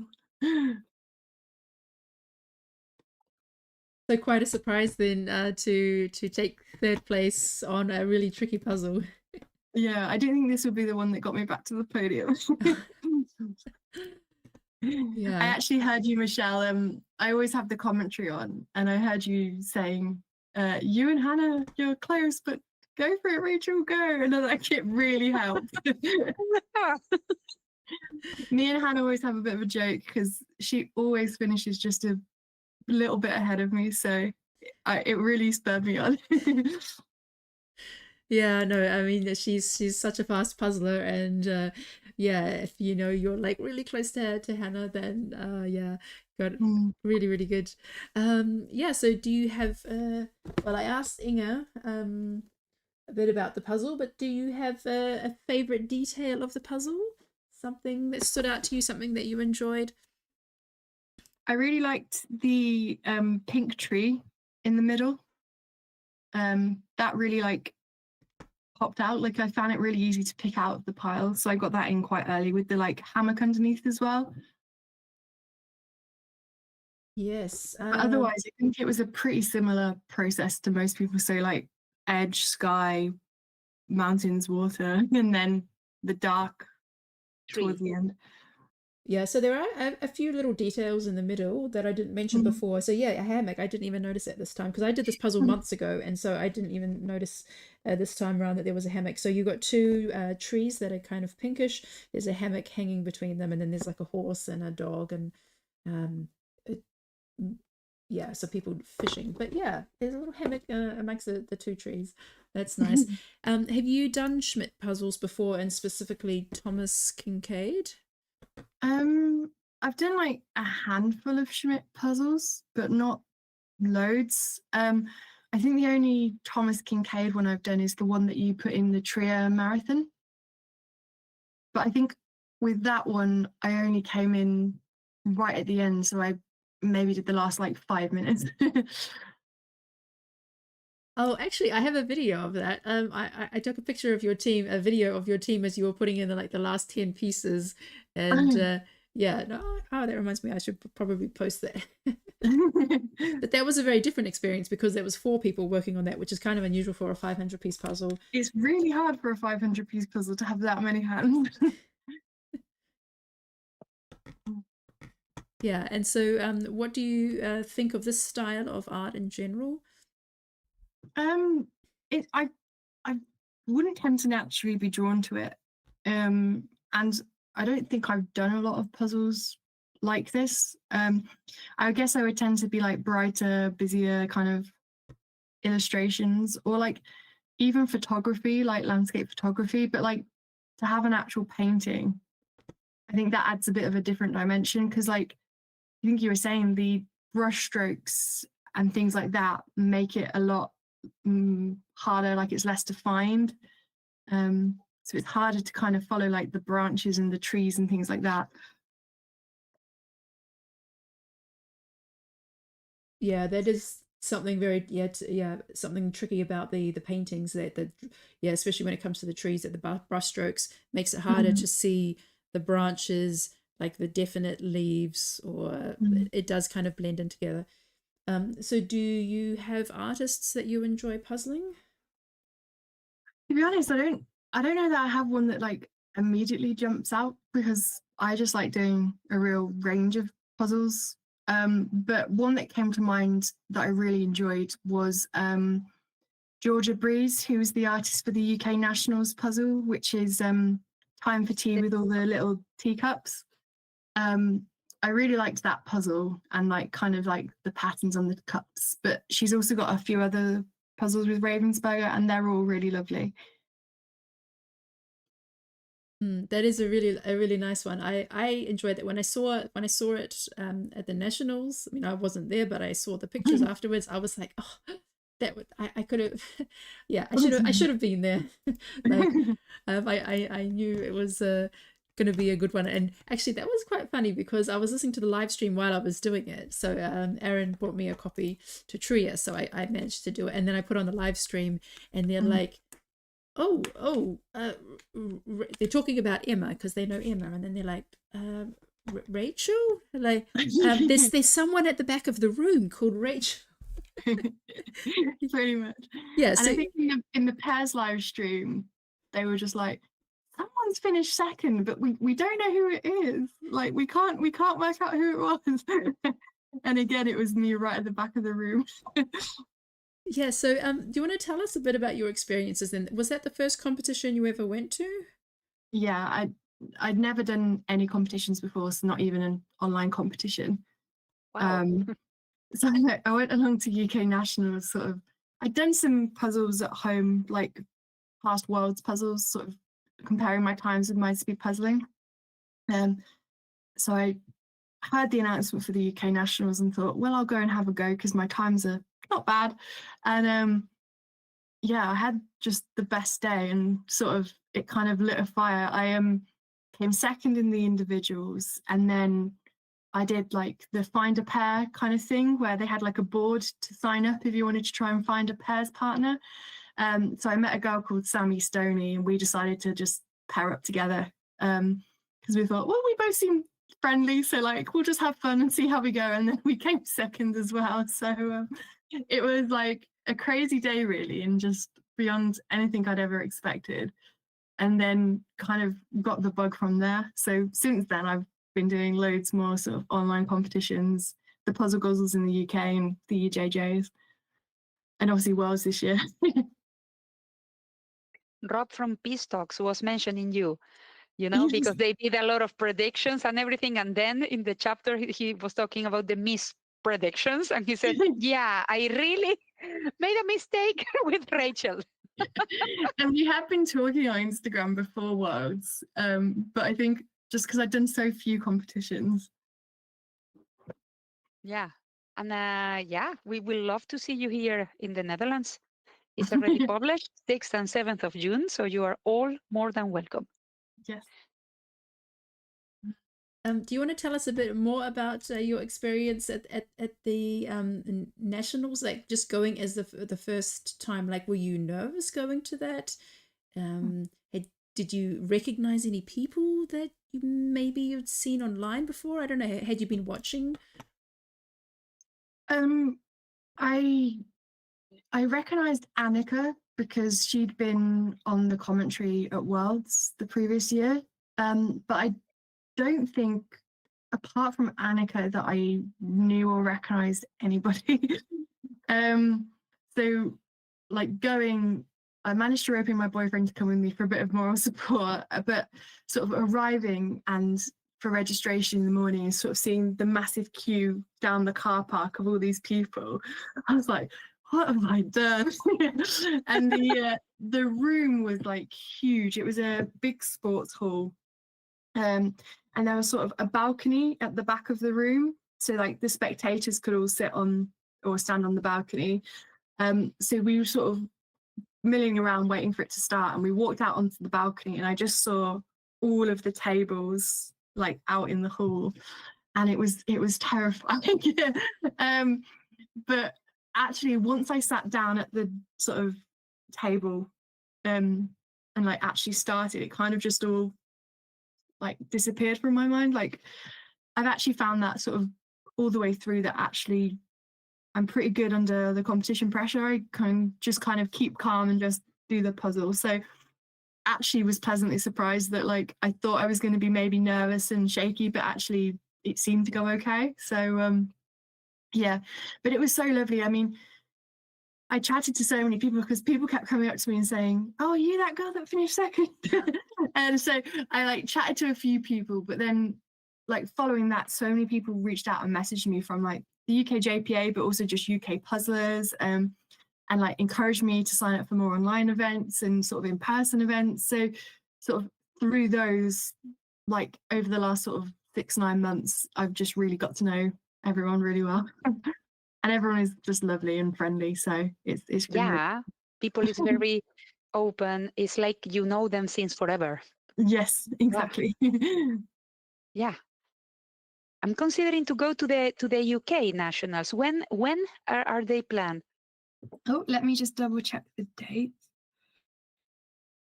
It's April, I know that.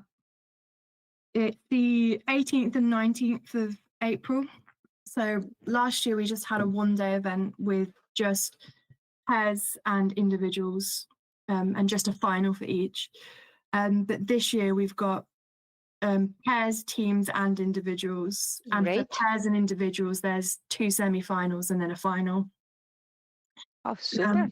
And all the rounds are going to be unpublished puzzles. So all the heats, the finals, the teams, everything. Okay, no, good. I am really considering going there because a lot of fun. During Worlds, I got one night to have a very nice talk and drinking, chatting with the UK team. It was awesome. Yes. Yeah. Well, everyone's really friendly. There'll probably be some kind of social or event in the evening, I imagine, between the 2 days as well. I think even a few European people are coming for it. I think last year we had Verena and Karen Klaaser came, but I think a few more people have said to me that they're thinking of coming this year. I think Chiara was one of them, for example. So there might be a few sort of Europeans coming along as well. But it's a really well put on event, and the venue is like brilliant. It's really So it's going to be the same place then? Yeah. The same location. Okay, Yeah. great. Mm. And I know Vicky from Vicky Makes and Builds. She's organizing a super big assembling of a huge puzzle in July. Are you joining that activity? No, I'm not. I don't think so. Yeah, I don't think I can get there. So I think I know a few people who are though. So I'm sure it's going to be a really good event. Yeah, it sounds really exciting, but I will be traveling for holidays. It's like the activities of Michelle. You plan it. I am always on holidays in that moment. I don't know, maybe for next year. But yeah, the activity from Vicky looks very nice as well. I should also give a mention to we've got the first UK puzzle marathon coming up in 2 weeks' time, which is being hosted by Abby Lawrence. She was my pairs partner at Worlds, and it's at her board game cafe in the north of England. So there's still a few spaces for that available. So I should mention that, and it should be a really fun event. So it's a 10-hour marathon. So yeah, it'll be great. Super. And have you ever done a marathon? Or this will be your first time if you're just starting? No, it will be my second. I came along to Michelle's marathon in Trier earlier in the year. Okay. I haven't done it, so let's see. I really enjoyed it until about half an hour from the end, and I just completely crashed.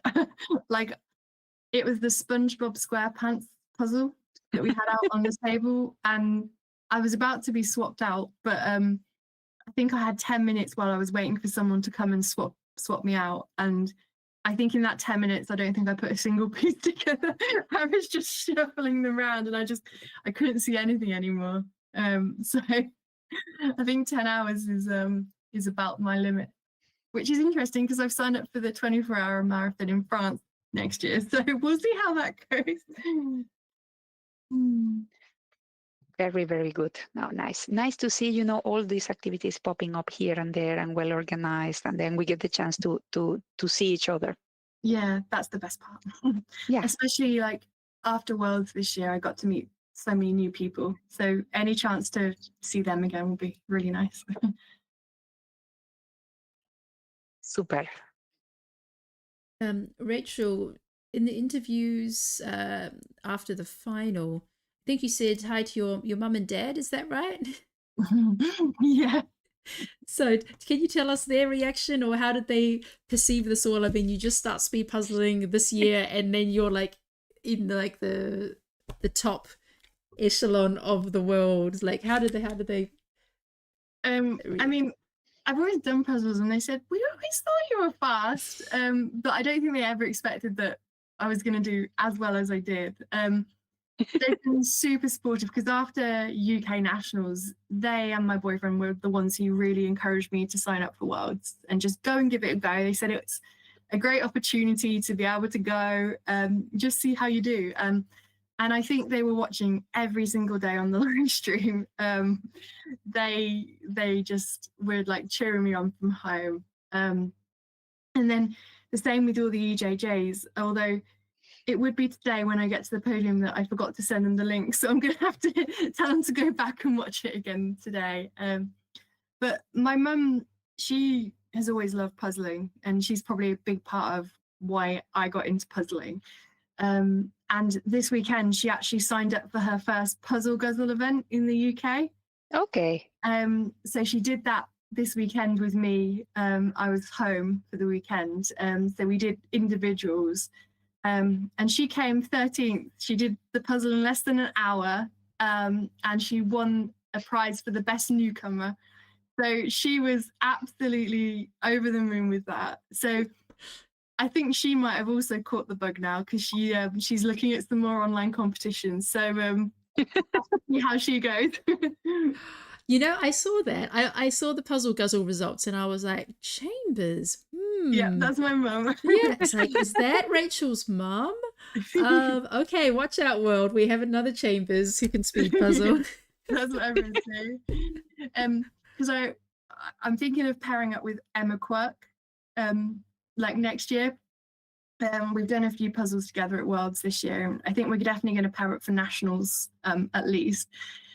So all the UK people have been like, get rid of Emma, you don't need her, pair it with your mum instead. So that's been funny. But my mum's like, no, because I think the pressure of like an actual competition like that might be a bit too much for her. Baby steps. Yeah, I think the Puzzle Guzzle's a nice one because it's quite relaxed. Oh, good on her. No, that's good. I mean, can you tell us like what it was like growing up? I mean, did you do like puzzles in the winter, or was there always a puzzle on the table? What was your there was pretty much always a puzzle. My mum and her mum and my like grandma and granddad on my mum's side, they've always loved puzzles. So I think from a young age, I was always doing puzzles. And my dad would play, he played like pool and billiards on a Monday evening. And so I was the oldest of 3 children, and my treat would be on that Monday evening when my dad was out, I'd get to stay up a little bit later with my mum. And normally what we would do is watch some sort of program on the TV, like a hospital drama or something like that. But we'd be sitting on the sofa with a puzzle board on our laps, doing like 1,000-piece puzzles together. So sort of from then onwards, I've always done puzzles. And then I never really, because I know a lot of people did them as a child and then kind of left it behind for a while. But I've had a lot of like knee surgery in my life. I've had sort of recurring sports injuries, a bit like Alejandro, similar sort of things. And so I've had quite a few periods where I've been sort of stuck on the sofa for sort of weeks at a time. So I've kind of always carried on puzzling in those times, but never for speed until sort of the last 9 months.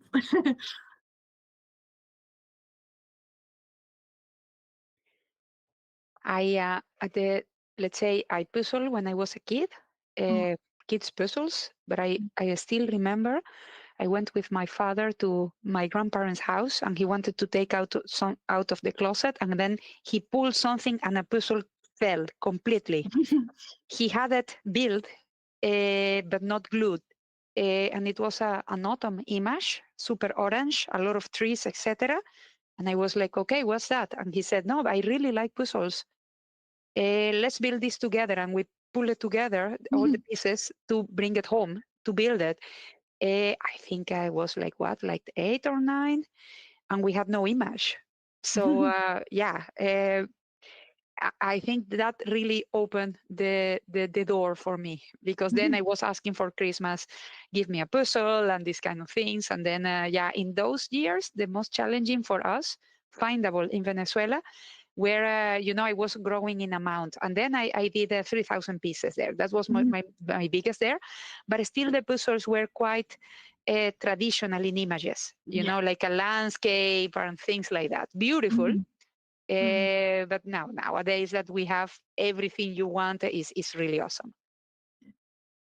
I started doing, the first ones I remember doing were like sort of 1,000-piece like Disney puzzles. So like I had a round one which had lots of Disney characters on, and then one with like all the Disney princesses on. So when I was like sort of 7, 8, 9, those were the ones that I was doing all the time with my mom. Nice, very nice. So yeah, so maybe, I don't know, next time you will be competing against your mom and then she wins. Yeah, no.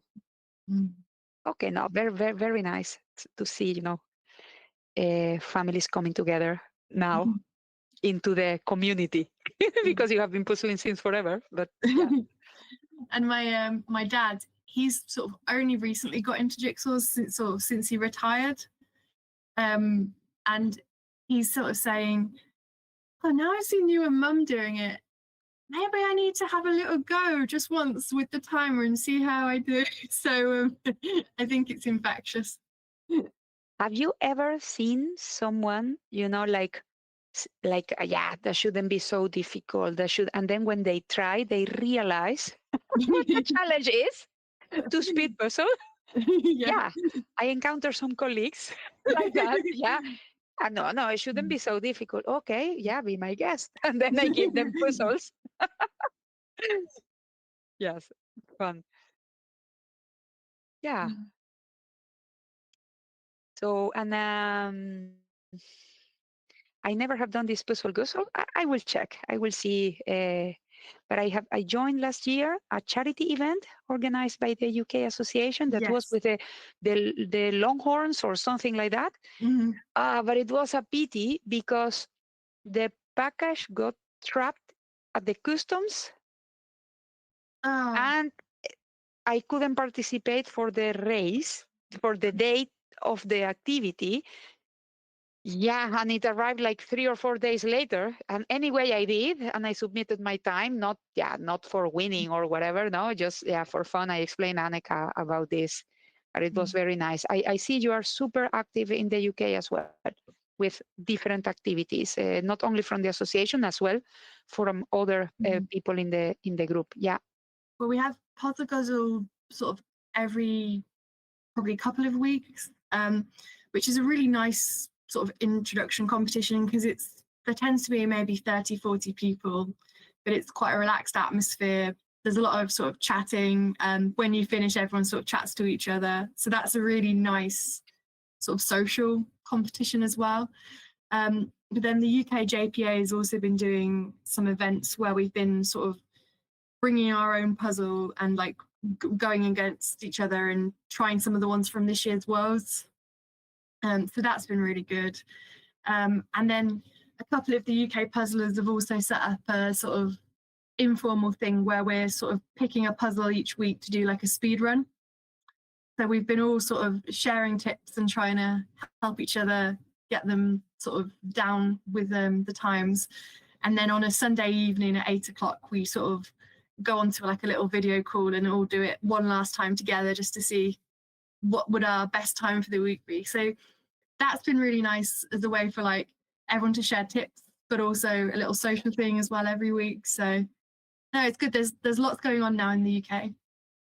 I joined as well from you. I think it was Kitten in a Cup race. Yeah, puzzle race. I have it here. This one. Oh, I think that's an early one. Yes. I think that was before I'd ever done speed puzzling, but I think that's an early UK event. I think that's a pre-Rachel era. That was yes. That was when I started and I joined Instagram and Puzzle Facebook. That's one of the first things that I saw James organize, the kitten in the teacup one. Yeah. And it's the kitten in the teacup is now pretty infamous. I think it's quite a hard puzzle. No, I have to say, in my case, I did more before we get up and running with the Dutch Association. I joined other events more, as well with the Vienna Puzzle Club. But now, let's say I have more limited time, but I really love all those initiatives popping up here and there. Yeah. Yeah, and SJ says that if there are any UK puzzlers interested, we also have a Discord where we organize weekly things.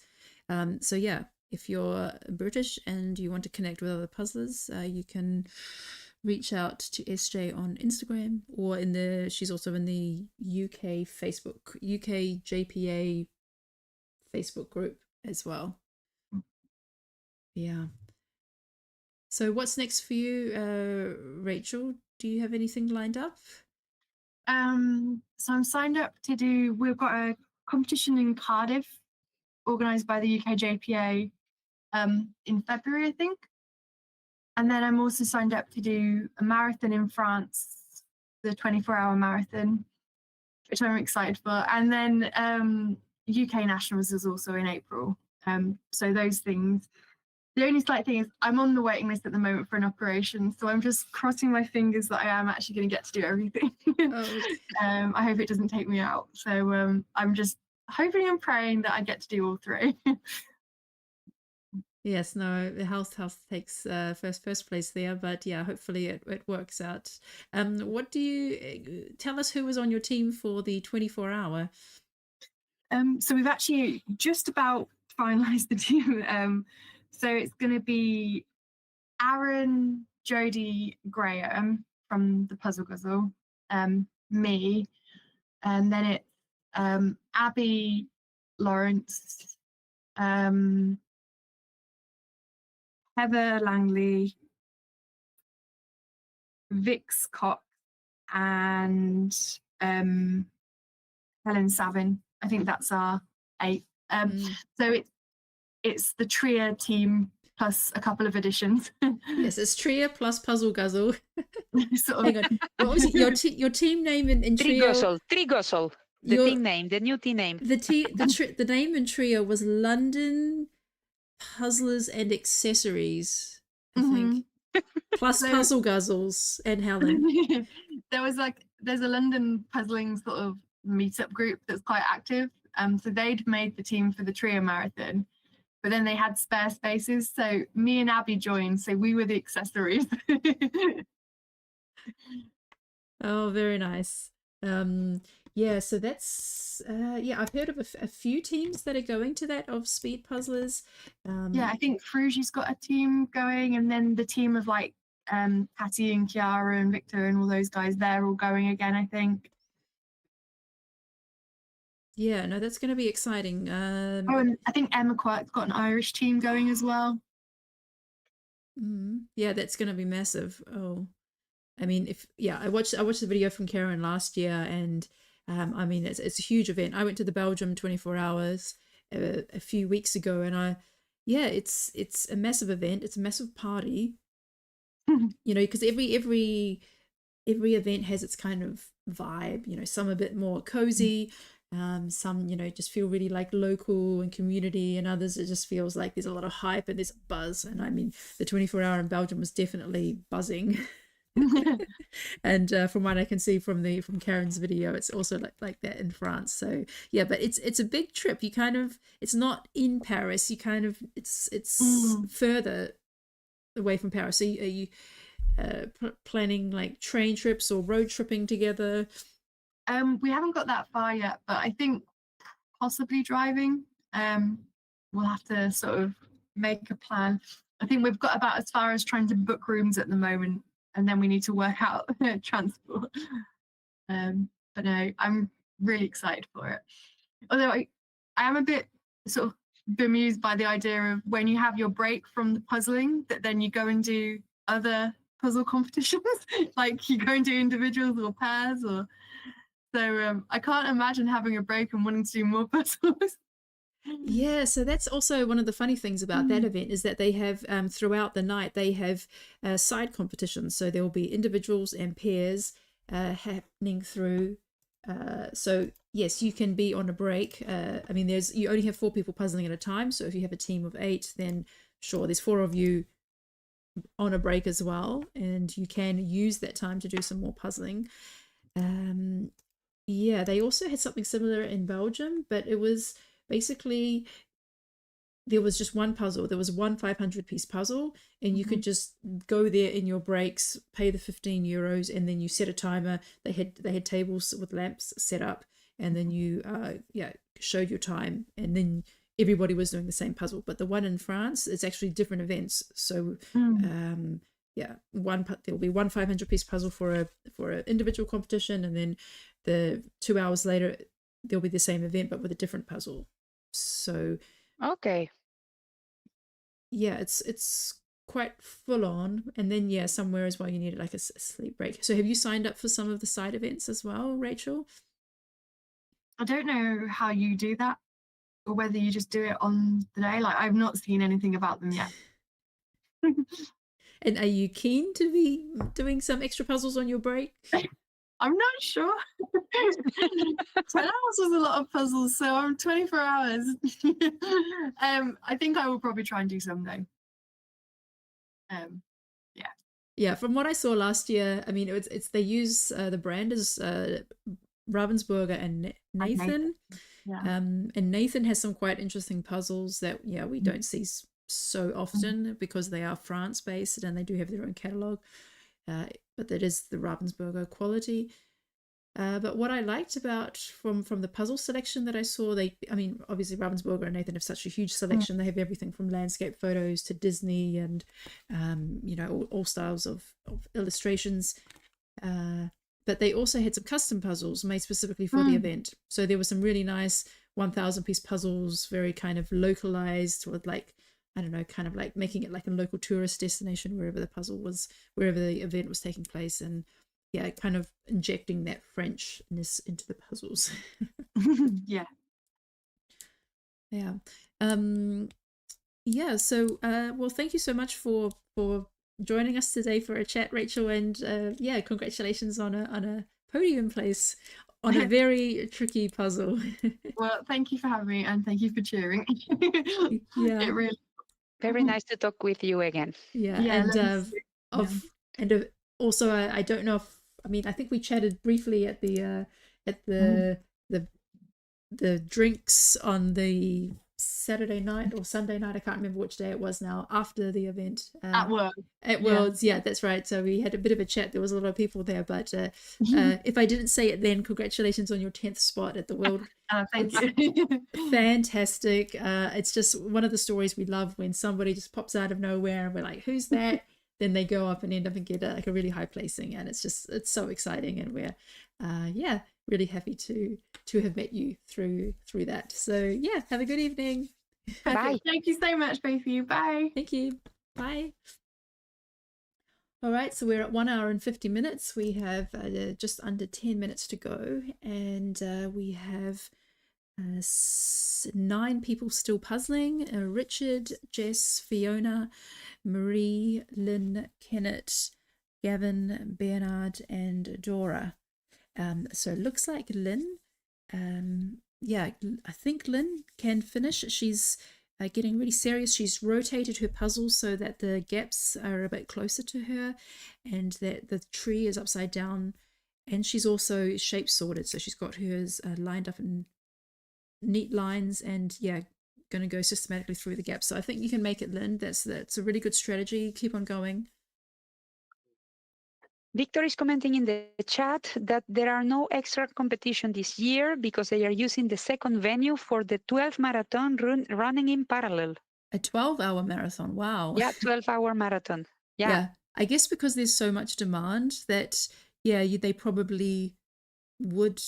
I guess it makes sense. I mean, to offer the opportunity to more teams, so even if they can't participate in the 24, that they can do a 12-hour rather than doing kind of these random competitions. Yeah,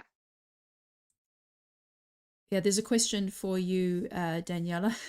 Let me see. In Vicky's group, we've been discussing the proper way to pronounce Educa. Educa? How could you pronounce it? Educa. Educa. So Educa. When I first saw the name, I thought it was Educa, like education, Educa. Yeah, it comes from there, because educar is to teach. So to get education. So educa. So do you know about that brand? Like, do they also produce like games or educational books or? I am starting to get to know them. So as a business, I mean, so we are organizing different collabs, and that's why they were sponsors here for the puzzle relay in the Netherlands. That's why we had Educa puzzles, and so far they are very good partners. Yeah, really open, wanting to show their products to the speed puzzlers, looking to improve quality. They got the feedback that puzzlers would like to do better pickup challenge with their puzzles. So they are currently working on this.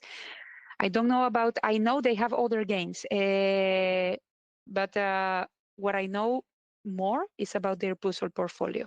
Yeah. So the way to pronounce it is Educa. I hear a Educa. lot of Educa. No, Educa. It's hard for our non-Spanish tongues to get wrapped around that.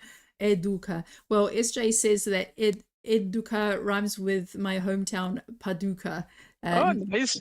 Not much rhymes with Paducah. Paducah. No, but you know, we're Educa. international group, so the ways of pronounce it, yeah, it's nice. So again, sorry about the whistle. Maybe I say it again wrong, but yeah, this is my Spanish. Yeah, it is Whistle, how it is. weasel, you know, they both can give frights. So they both could turn up at a puzzle competition. So yeah. Oh, All right. So looking nice. really good there, Lynn. Come on, got 5 to 6 minutes. Come on, you can do it. Yeah, so yeah, it looks like most people have done all the colorful parts. I mean, if I look at Gavin's puzzle, yeah, he's got the red tree floating around trying to find the placement. Yeah, it is kind of, yeah, it's attached to the yellow, a bit closer to the yellow tree. But getting to the darks. Kenneth is also looking really good. He's now onto that, the darks. Got them all in one pile. But for everybody else, just keep on going just for another 5 minutes. Just try and get a few more placements.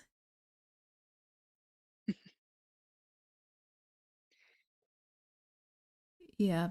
Pop, pop goes the whistle. Pop goes the whistle.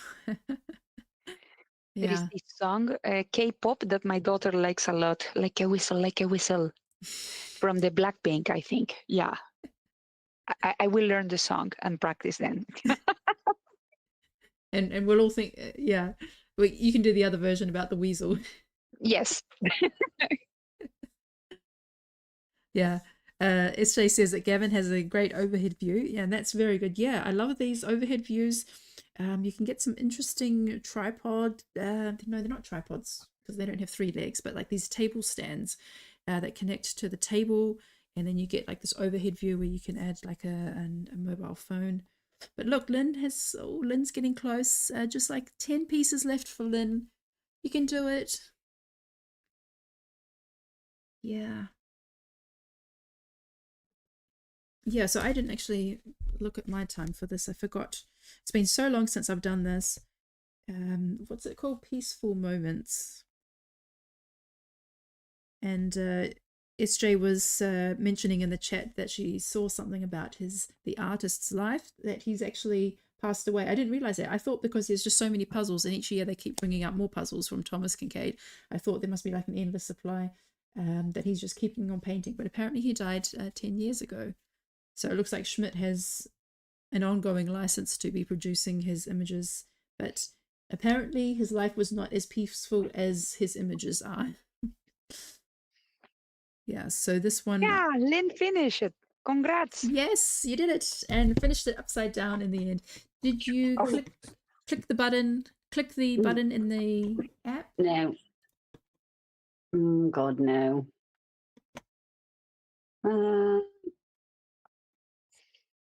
Or can you write done? If you don't have the if you didn't register in the timer, then please just write done in the chat, and then we'll add you to the rankings. Yeah, good job. Just in time. Thank you. Good job, Lynn. Yay. All right. So we have 2.5 minutes left. So come on, Kenneth, you're really close. Get a few more in the last few minutes. Daniela, does your cat climb on the table when you're doing puzzling? No, because it's the same eating table, so he's trained, so he cannot jump there. But if I'm puzzling in, I have this like my hobby room. Yes, he wants to go everywhere. He doesn't like I pay more attention to the puzzle than to him. Yeah, And what's his name? Bruce, like Bruce Willis. Okay. I've never heard of a cat called Bruce. He looks way too fluffy to be too fluffy and cute to be a Bruce. There is this lady from France. She has the female version of Bruce, the same race. Oh my God, it's so cute. So let me find it because the cat is called Brooklyn. It's a she. So the girl is called Virginie from France. And the cat is so cute, so cute. So we never saw each other face to face, but we chat a lot because we love puzzles and the cats. So I don't know if she's listening to this. Hello, Virginie. Do you have a pet, Michelle? I have we have 2 guinea pigs, but Oh yeah, I have seen the posts. Now I remember. Yeah. yes, no, very cute and fluffy. Yes, so we're down to the last minute, so just want to encourage everyone, keep going. Oh, Dora has already started counting, but everybody else, don't start counting yet. Try and find one more piece and try and find another. Go Richard, Jess, Marie, Kenneth, Gavin, Bernard, and Fiona, and Dora. But yes, come on, find another one. We've got 30 seconds left.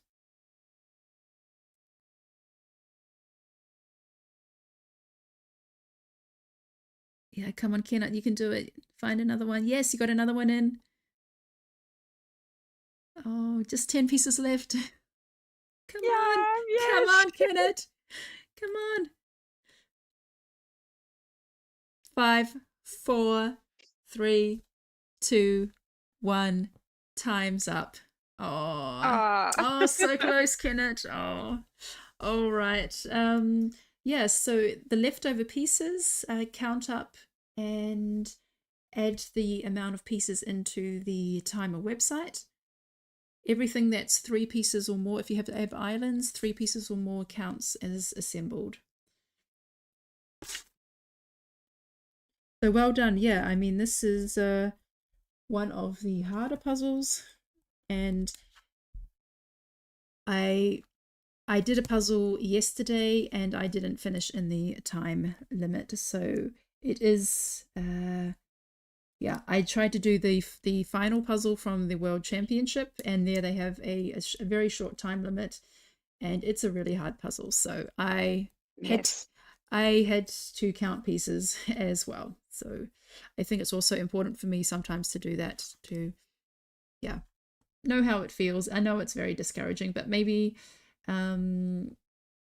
maybe you'll do this puzzle again in daylight or in a little bit, and then knowing the image you can get it down to a faster time. Okay, so yeah, Kenneth had 12 pieces left. Oh, so close. Okay, then he'll just have to pop those pieces in.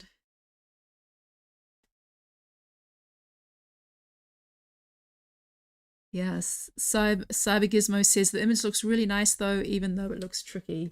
Yeah, I mean, I think the hardest part is that it's just a lot of darks. There are some nice details on there. I just wish for Thomas Kincaid that there would be more color. Marie is just commenting, Kincaid is more for coziness, maybe not for speed. Yeah, I understand the comment, because it's quite a tricky image. And personally, I don't know if I could finish. I don't think so. But yeah, at least, you know, for me, in all of this, the most important thing is to enjoy. And then when you join this nice competitions organized by Michelle, you always get nice experiences.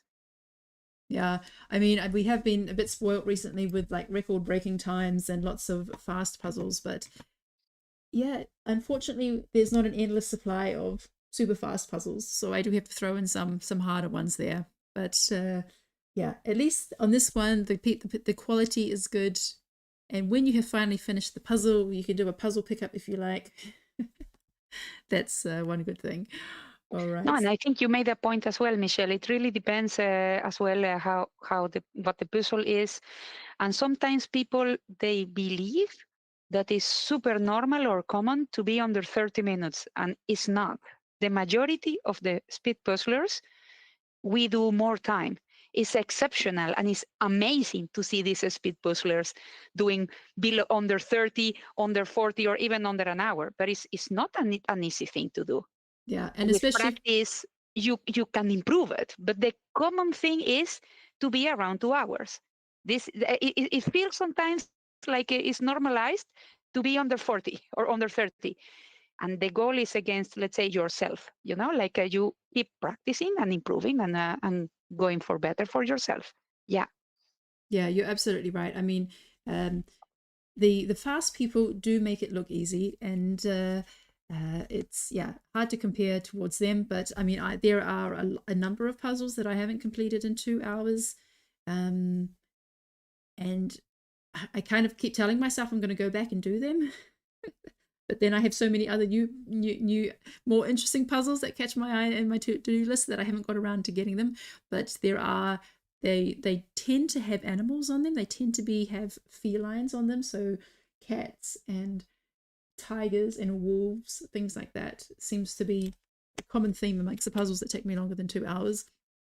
But yeah, I mean, and I hope that people will learn from this, and yeah, always find the lesson, take something away from it, and hope they enjoy the puzzle next time. So we will leave the others to finish off their puzzles. I think everybody has entered in their times by now. Jessica enter in her leftover pieces. I think Jess has left the meeting. Okay. Karen. Okay, good. So I have everybody's times now. So I will end the live stream. And yeah, I just want to thank everyone for participating. Thank you so much for sticking with us and doing your best regardless of Bye, Richard. Yes, and Richard is there as well. So all right, nice to see you, Richard. So yeah, I want to thank everybody, and also those who are watching on YouTube and cheering on your friends and your family, and just being involved and being a part of this. And whatever you were doing in the background, maybe you were doing a puzzle yourself or something cozy like that, doing some knitting, then we hope you had a lovely autumn evening. And thank you so much. Lovely. Thank you as always. Thanks, Richard. Thank you. Bye, everybody. Have a nice evening. Good evening. See you next time.